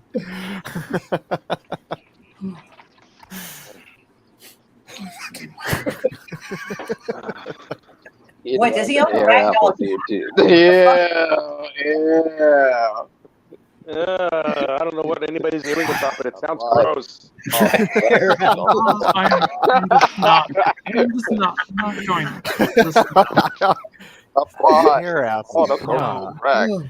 That's going. Okay, and on that note, I think I'm before Rick has person step on him or something. Hey Lee, I did want to say, you can invite anybody that you want to come out for the show Thursday night. You know, friends, supporters, team, whatever. Anybody else you want to bring out, just send them the link, and we do that launch thing. You know. Oh, cool. Yeah. If anyone cares about what I do enough to do that, I will definitely share that link with them. Yay. Lori, self-deprecation is my brand. Get used to it. I just said that. I was like, self-deprecation. That's it. That's too much. Don't do that. Oh, before I go, one thing I did want to say. I've shown some of these to Lori and some to Pops. One stretch goal we have is movie poster spoofs. And so cool.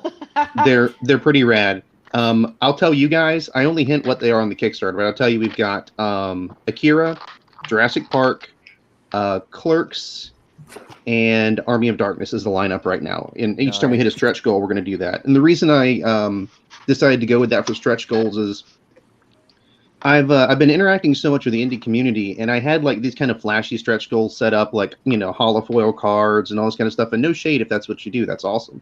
But I thought, what can I do to try and show that I really appreciate the indie community? So I decided every stretch goal is going to be someone else's commission.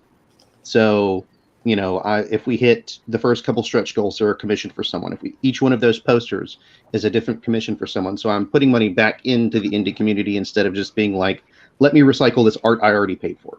Nice. So that was my big goal. That's cool. But yeah, guys, thank you for having me on. We'll see you on Thursday, hopefully, and have a good rest of your day. Heck yeah, you as All well. right. Thank you, sir. There you go, right there. Yep. So I'm looking forward to that launch party. That'll be like our third of the month so far. When is it? This Thursday coming up? Yeah. 7 o'clock. Let's hope It's like that's midnight for me. Yeah, it's late for you, God but damn it. I can always maybe get Christy to stand in for you. I think that would be infinitely better. I mean, yeah, that would be great.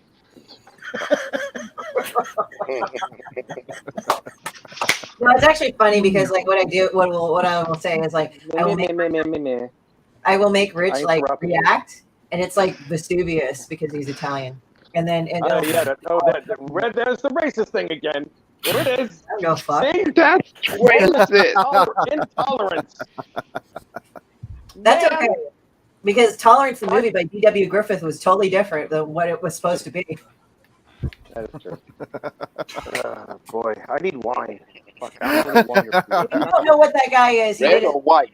silent movies, but he did this one called Birth of a Nation that was really fucked up. So look up Birth of a Nation, guys. You'll know what I'm talking about. All right, so I do got one question for all of you involved here. Shit! What? Okay. Do you personally feel that you can rely on me to do my best to get you seen? Oh, hell yeah. Yeah. Yeah. I might have to just say, wake the fuck up, 5, but no, sometimes you tell me to shut up. Yeah, sometimes you know. See that shit? But see, look, Christy, sometimes she'll be like, okay, Pops, you're done. Don't say nothing else. Just shut up. Let it go. Okay. And that's good. I need somebody sometimes smack me in the back of the head and say, okay, there's enough, let it lie, you know. Because I'm not trying to be that guy, you know. But sometimes somebody says something and I just look at them like, why would you go out and tell people they cannot rely on people like Nita and I who work selflessly to promote what you guys do? Why would you tell people not to rely on people like us? That's just who's shitty. saying that about you? See, this is ridiculous. It happens This to me happens to you like every other month. I Now, know. I'm well aware. But I mean, I'm he well wasn't aware talking that about if me it- specifically. He didn't say my name specifically, and He I doesn't might have have to say took. your name specifically. I know. I'm just saying. You got people like Nita and I that do this, and we work our asses off.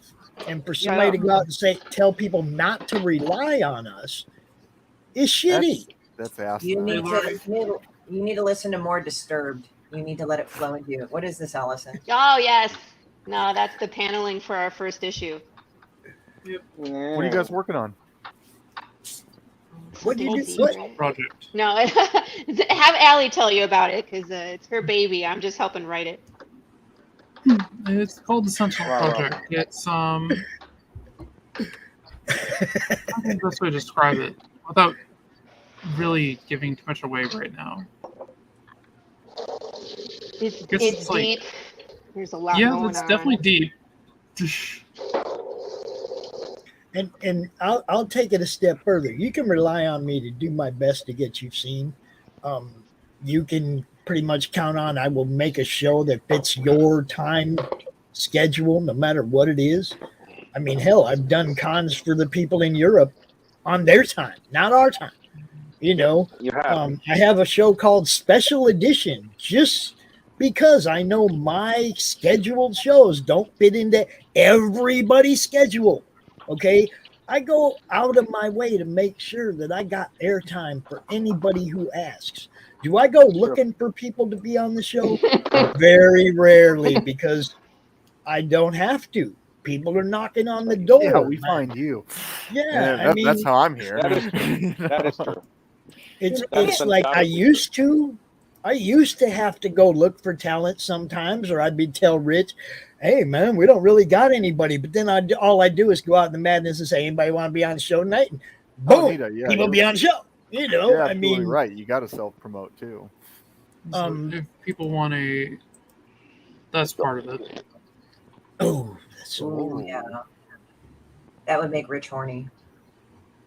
No, I'm not saying solely. Oh, yeah, I'm talking about that's people. freaking awesome. I'm not talking that people should That makes solely it- rely on us, Nita. I'm saying that people can rely on us. And when I see people out there telling people not to rely on people like us, I'm like, yo. And to take it a step further, you guys know I'm all about self-promotion because I tell people to post their links in the madness every day so that I can take it the next step and tell everybody else about it on my other platforms. Well, I mean, But hey, if you were paying me, you'd get all kind of preferential treatment. Allie, that Right? was sick. You see what I'm saying? So promotion goes as far as what I'm willing to do for you because you're nice to me, as opposed to what I will do for you if you're paying me. Okay, I see people out there charging people a ridiculous amount of money. Huh, Lori? Lori knows what I'm talking about. There's some people out there trying to get a ridiculous amount of money out of people to promote them that can guarantee nothing. They can't guarantee any kind of results. No, they cannot. You know, I can't guarantee results. anything. I can guarantee that I'll work my ass off to try and get some. You know, I can guarantee that. Self-promotion is exactly what it's supposed hell to be. yeah. Self-promotion. You know, I mean, Yeah. it's good to have help and everything. But, That's nice. Ultimately, it's what's nice. What is that? That is fantastic. Oh, that's cool. Who drew that? Lori. This is the back do that, cover Lori? of our next issue. End of the riddle. What the fuck? Looks nice. Looks Oh, nice I'm like not that. saying a creator doesn't. A creator needs to do what a creator feels like they want to do. Not everybody wants to be a streamer, James. Steve, nice layout. They need places like us to go to. Where they just come out for a half hour and they don't have to do anything more Hell than that. yeah. A lot of people don't have a online presence like that or don't want one. We provide this Oh, platform so much for art. them. It's like art overload. I'm trying to look at everyone's stuff. I know. What's that, Allie? This is Hold on. I'm one of our trying. Hold mecha on. units. Nice. Holy shit, Well, that's that's Toro, awesome. right? Yep. Yeah. I mean, it's just like that, James. Not all creators want to be streamers, man. Marsh. No. Oh, yeah. We have this one. Yeah, I saw that one yesterday. I was like, split! Split! When is this coming out? I think of really awful things, so I shouldn't say. That's a This shame is from actually Jurassic one of the Park. first designs they did Don't for hard. I might as well show this real quick. Nice. Okay. Okay. Oh, the colors are done. Look at that, Stephen B. Oh, look at that. Oh, that's awesome. Oh yeah. Wow, Stephen B, you're dope. Everyone's dope. Except me, I'm not dead. You're just tired. Go play with. I Go play am with tired. I am. Crazy. What'd you say I should play with? Ozzy. Go play with Steve, is Ozzy. that original character? My cat is he's on the stairs with his paws up in the air. It's like he's playing a dead cat or something. Well, I know your cat's kind of dumb, but like play with him. Splurt. He has like he has Splurt, flashbacks or not something. Splurt. I don't know. It's what? Splurt. Splurt. S-P-L-U-R-T. Splurt. Splurt. Actually, it's easier if I did it this way. Well, it's all like flattering in the back, Rich. You're making food. Everyone was showing off, so Yeah. I wanted to show off my 2-page. Oh, so you're making yourself a sandwich. I'm not making myself a Nice. sandwich. I'm making myself pasta. Whoa. What kind of pasta? Wow. Nice, Doc. A Tanner, really nice. Wow. Thank Nice you. double page spread. Yeah. And Pay that's attention from to the Rin. market. And That's Rin from is Rin. live right now on Kickstarter. Everybody shoot me a Rin, load on this. Intergalactic Mercenary. Oh man, it's getting the more I because I added pages. I told her I wanted to make it bigger. Started throwing stuff in between. It is getting crazy. Like just the schlocky ideas I'm coming up with. That's cool. I felt that way too between like my first Kickstarter and my second, my second one that's coming up. And it's like I have so many more cool things planned for this one, just from all the brainstorming and like the beta testing and things that we ran after the first one. I'm like, I have so many new ideas. So it's just cool to see like a progression. You know what I mean? Yeah, like of inspiration of new things that are coming out in everybody's IP. It's like I want to see all that stuff because then it inspires me too. I'm like, oh, you're doing what now? Oh, I know, right? Right. Is it kind of messed That's all up that I view Kickstarter like a fucking gazelle and I have to take it down as fast as I can? Why? Because she it's has like to I don't want conquer it. She's like, I want to be done, right? Get to my Yeah, goal. it's like I want to go and fund my shit so I get more money so I can make more shit. Yes. Makes sense. Okay, I get that. Such noble pursuits. Hey, I know. People are like, are you taking a break between your Kickstarters? I was like, no, we've already started working on the next one. And like we fulfilled everything on like a Saturday, and Sunday we had already started on the next stuff. You know what I mean? It's Hell like, yeah. Yeah, like once you get the pattern down and once you get the shipping down, it's easy. Yeah. Oh. Like, why would we stop? Let's see. I'm just Everybody's all excited right now. They're getting their stuff. Let's continue. This is me. Right now, I'm working on some color ideas for the characters. Nice. Yes, color. Badass. I have to make sure that I get home earlier. I would have liked to have been here a little bit more today. I miss you guys today. Yeah, it kind of sucks. The three of the Rich. What? Where did Doc go? Did he have to go? just What kind of vanished. pasta you're making? Three of the Let's four see. movies. Let me, Something with turn my tomato camera sauce? around. Let me see. Rich really has Stockholm syndrome now because like now he's Nice, going Ellie. to be Doc to make fun of himself. He's making something with tomato sauce. I got rigatoni and I got a ragu. See, told you. We're making some baked macaroni tomorrow, Rich. Put some pancetta in it. Wow. Fucking That's sauce. great. You're in Texas, right? So I can't have any of that, right? Thank you for But I'll letting me send you a know that you're picture. making. Wow, that's better. That's like porn.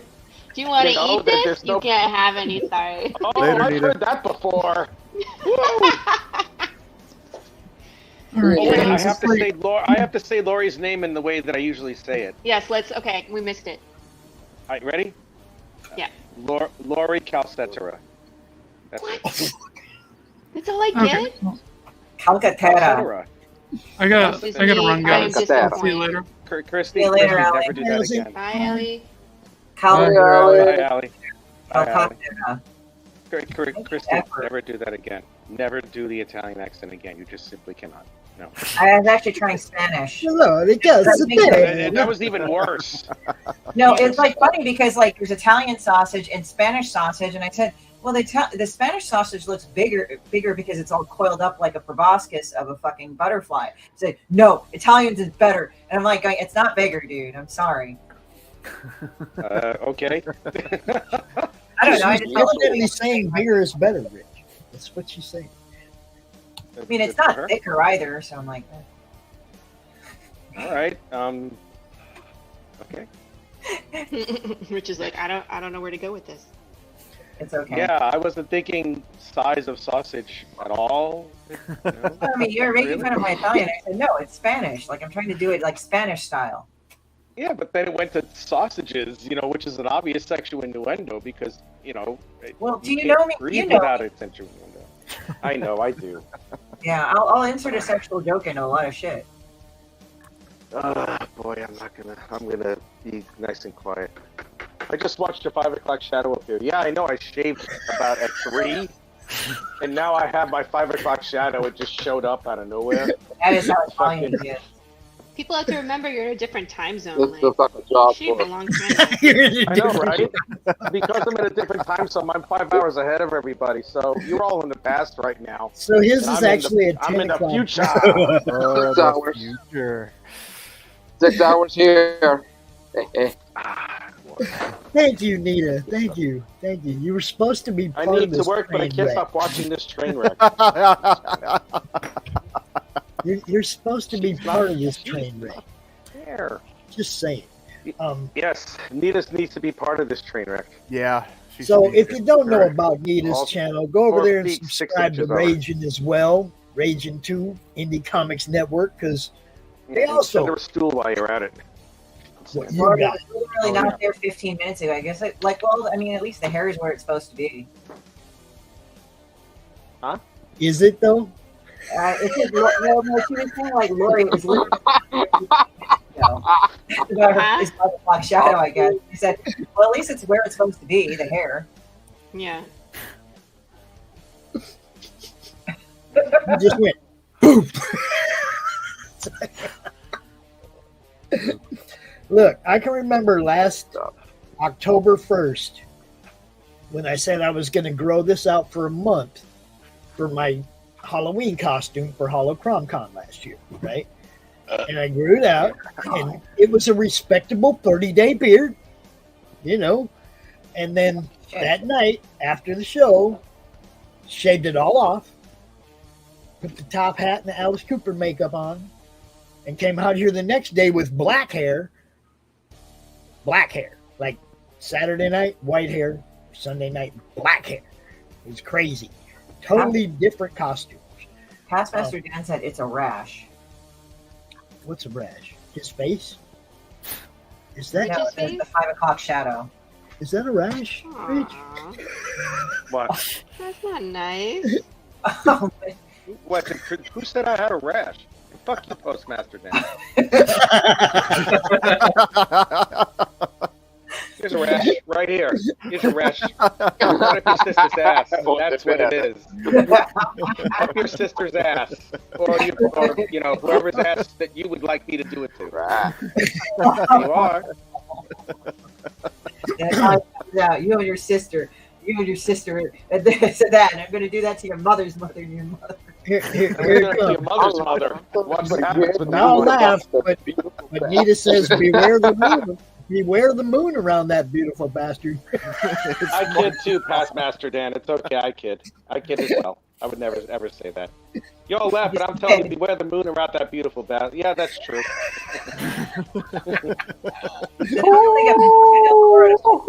Oh, Neff coming hard. Look, Neff coming hard.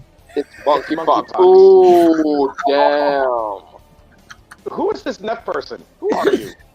Who the fuck? I was 13 with a full Fu Manchu. Got sent home to shit. Jesus Christ. What did you were like 5? So stay away from Fire Island or the casting couch.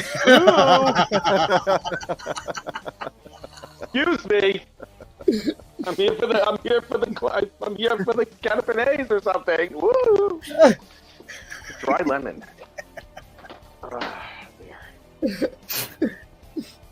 Neff said he never heard of you either, Rich. So. No one never. I don't know. Okay, that makes 2 of us, I suppose. All right, I care. That's how concerned I am. My mom told them to pound. Oh wow. Look, I might have something here I can show you, Rich. Oh, don't have it. Sorry, can't. He's like, We're never hear of not me. in this studio. I'm fucking nobody at this point. It's not in this studio. Shit. I should have fucking put in studio. capers. I love capers. Capers. I got too much. Oh, I love capers. Are you fucking kidding me? go. They're perfect. Yeah, capers are the best. Capers They are, man. I gotta put them in the sauce. See you, brother. Take it easy, See you later, Steve. man. Me. See ya. See you later, Steve. Y'all go check out Crips and Legends Part 2. On Indiegogo and check out my YouTube, which I'll post on here, and also check out my social media. My sauce is now. Hell yeah. Take it easy, my friend. All right, See you later, buddy. Yeah. Rich, do you remember this, Rich? Who did that? Oh, wait a minute. I know who that is. Who the Do you fuck is remember that? this, Rich? Yeah. Okay, the girls on the other side of the net are from Natverse, from Sim's book, you know. Yeah. The girls on this side of the net are from a book called Mavericks by Neff. They did a little cross promotion with the little crom action in that print. See? Yeah, that was that's some great art there. Yeah, man. I remember that. Now I remember that. Yeah, I remember that shit. I remember. And you've been on his show.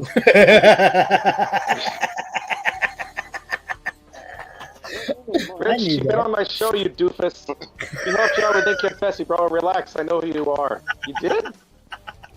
Yes. Man, I must be going Global, 15 hours. Rich, Shit. Rich. The show is Why? called Global Frequency. Oh, those cats? Yeah, those cats. Oh, man. Oh, I wanted That's to Nick. apologize to you. Oh, shit. I wanted to apologize. No. They were trying to sign off, but I didn't shut up. And I didn't know they were trying to sign off. I feel bad. I'm really sorry about that. I wanted to apologize to you, but I never got a chance to. I'm sorry. That was really rude of me to do that. I apologize, man. I mean it. When Rich is in self-promotion mode, he goes. Yeah, he has a strong game when he's talking about what he does. I got the wrong cheese. Huh, Christy? I got the flakes. I didn't get that. I didn't get the grated. Christy's like, huh? Which type What cheese? did I miss? I got the Parmigiano, but I got the shaved. I didn't get the grated. Oh, Whatever. Oh, don't worry. You know, Lori. Don't worry. Lori, you know what you got to do when you make a ragu the next time? What's that? You got to put a little bit of vermouth in it. Vermouth. We should just do the red one. Yeah. Woo! Look at that shit. I'll try it. Yes, What was that? you have to be direct with him. Vermouth. Yeah, let that shit evaporate in the sauce. Yes. Oh, yes. Holy fuck, it's awesome. Yeah, Rich. Love it. Yeah. That's the expensive kind. Nice. Right. Nice. Now I mix it up with the sauce. I put a little bit of cream cheese and a little bit of almond milk in the sauce. Anybody over there in the chat got links to drop? Be like Steven. Drop your stuff now, man. I don't know how much longer we're going to be out here. Tanner, drop your link. Rich, drop your link. Lori. I can't drop my link. I'm stirring the sauce. Yes, I'm coming. All right, I'll get you. I'm stirring the sauce. I'll get you. Thank you, sir. I'm doing the sauce. I mean, look at this sauce. Look at that shit. Sauce. Fucking yummy as So you make a pasta with.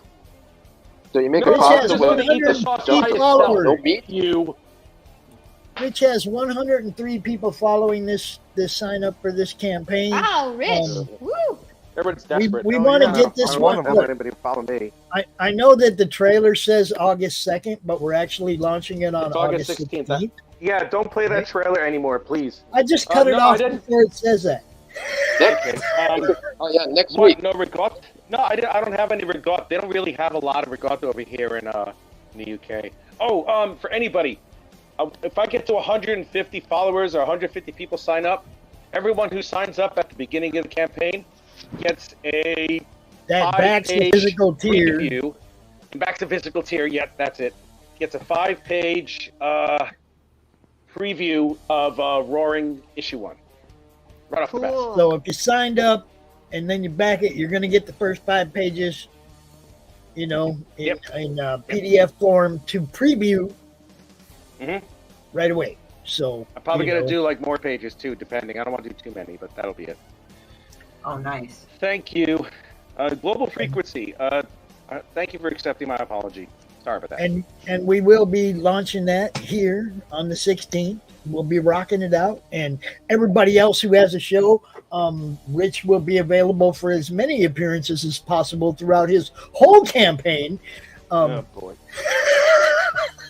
Because I'm going to book his ass to everything I can, because that's what promoters do, right? Well, Rich is as much a whore as me, so there you go when it comes to Kickstarter. Yeah. And Christy was everywhere, man. Christy was on Billy Tucci's show. Christy was all over the place, man. You got to do that. You're the only one keeping count, Rob. It was like 70 shows or some shit you were talking about. She was on like 70-some shows in 45 days or some crazy shit. Jesus Christ. That's crazy, Christy. That's nuts. Work it. See, the thing is if I have to invest my time in a fucking Kickstarter, I can't stand the people. I was on a panel for Kickstarters, and they were saying, that I don't want to hear for the third time how you have a $3,500 Kickstarter, and yet you get killed in shipping. I said, I'm sorry, you work every day for this. It better be worth your fucking time. Don't waste your time. Killed in shipping? That just means you didn't do your math right. Yeah, it just means you didn't include shipping in your cost. Right. Or you calculated it wrong. It's like, you got to figure that out from the get-go. Yeah, you would be surprised at how many people do not figure this out. It's like, well, I better just eat the cost because of my book. It's like, what the fuck are you, a pussy? Go fucking work every day and make it worth your time. Does anybody ever call you misogynist for using the word pussy? Actually, I've had people email me after those panels and say, wow, that was really inspiring. I guess they just like their ass. I don't know. But it's like, going, don't waste. I even said, like, you want me to go and work for less than X amount of wages per day. This is like you getting paid per day. Okay. Yeah. My last Kickstarter, when I ended funding, it was like $166 a day that I earned. Okay. That's not too bad.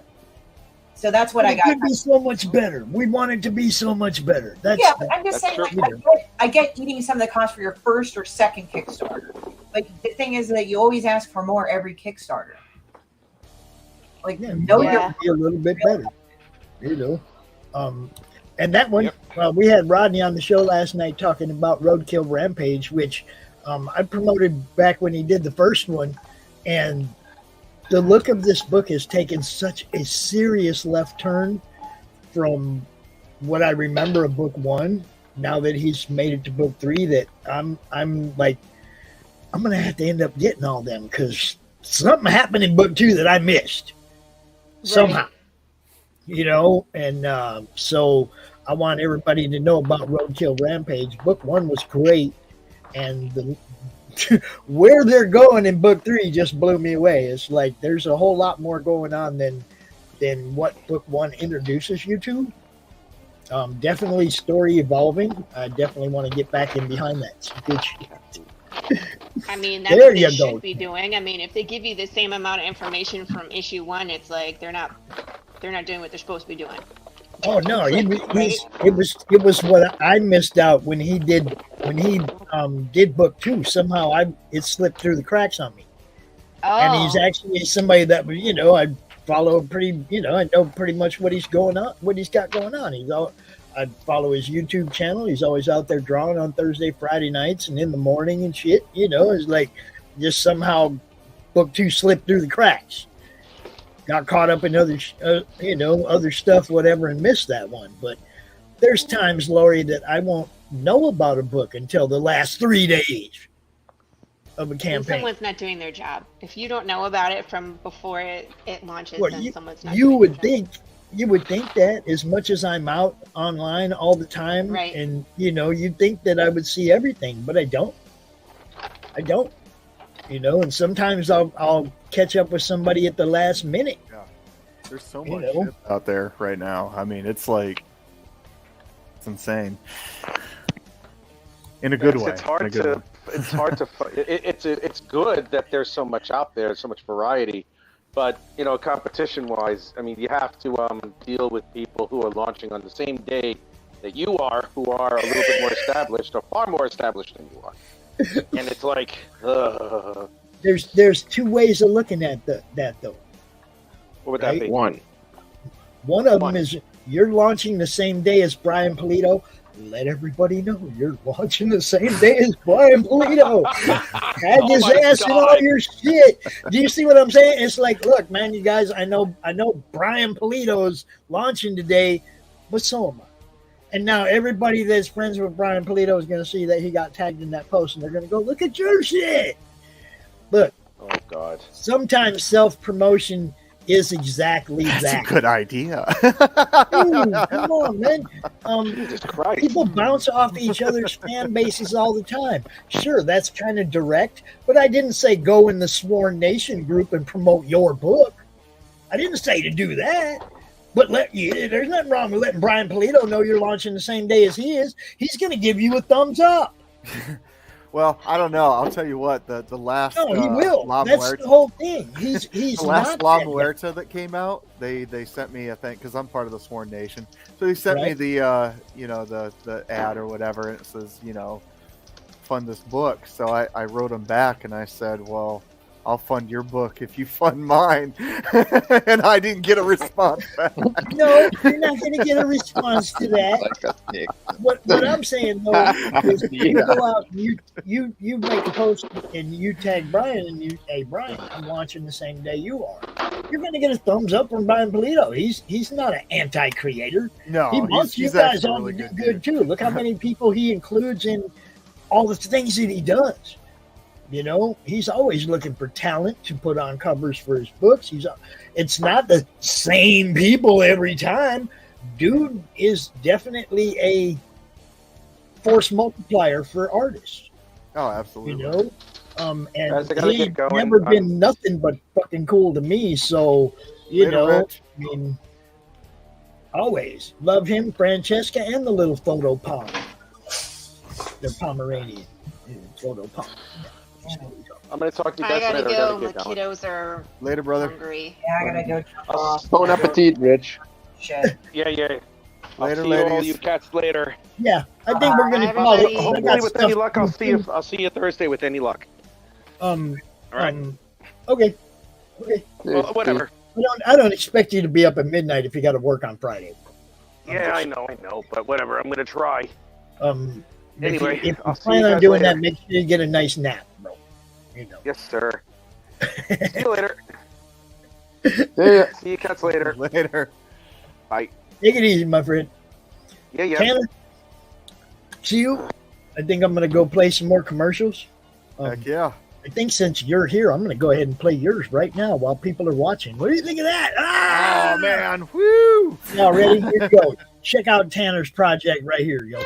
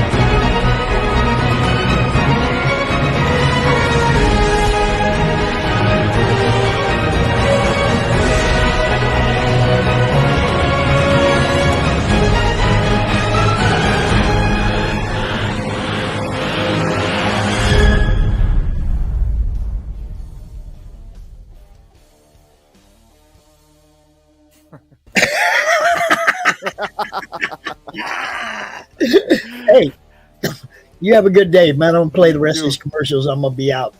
If you want to still talk a little bit, just stay in the backstage. You know, if you got stuff to go do, then by all means, go ahead. I got to go do some rent art. All right, I'll talk to you, brother. I appreciate it, brother. Later, Q. Later.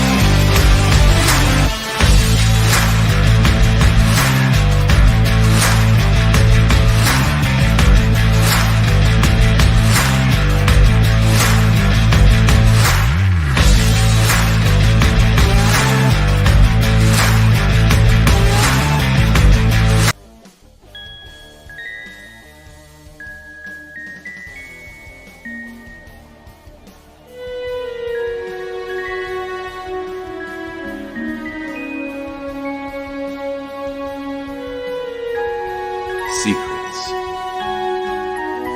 trust, worth. The bond between souls intertwined within otherworldly intrigue. Michaela Jade brings forth the Elite Warrior series, a collection of dark fantasy romance novels set in a twisted world where power lusts in the hearts of men, and devotion seduces the souls of women.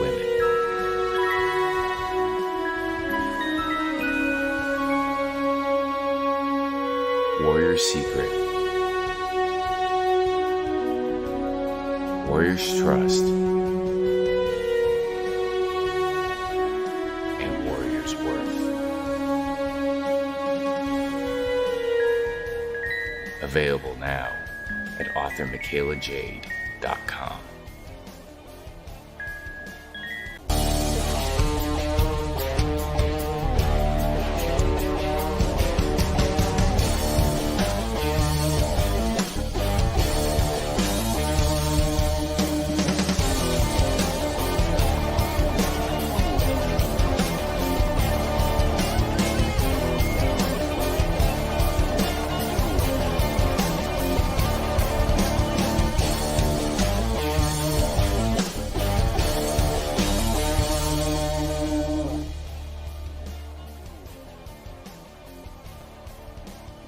Comic Books for Kids provides comic books to kids in hospitals and cancer centers across the U.S. It's a place where we can all work together to make sure every child has a comic book. 100% of all proceeds go towards the kids. It's about making a difference, and while they're in the hospital, allowing them to fly like a superhero, battle dragons, or rescue teddy bears. We are in every state in the country and now support over 160 hospitals. Every month, we add more. Visit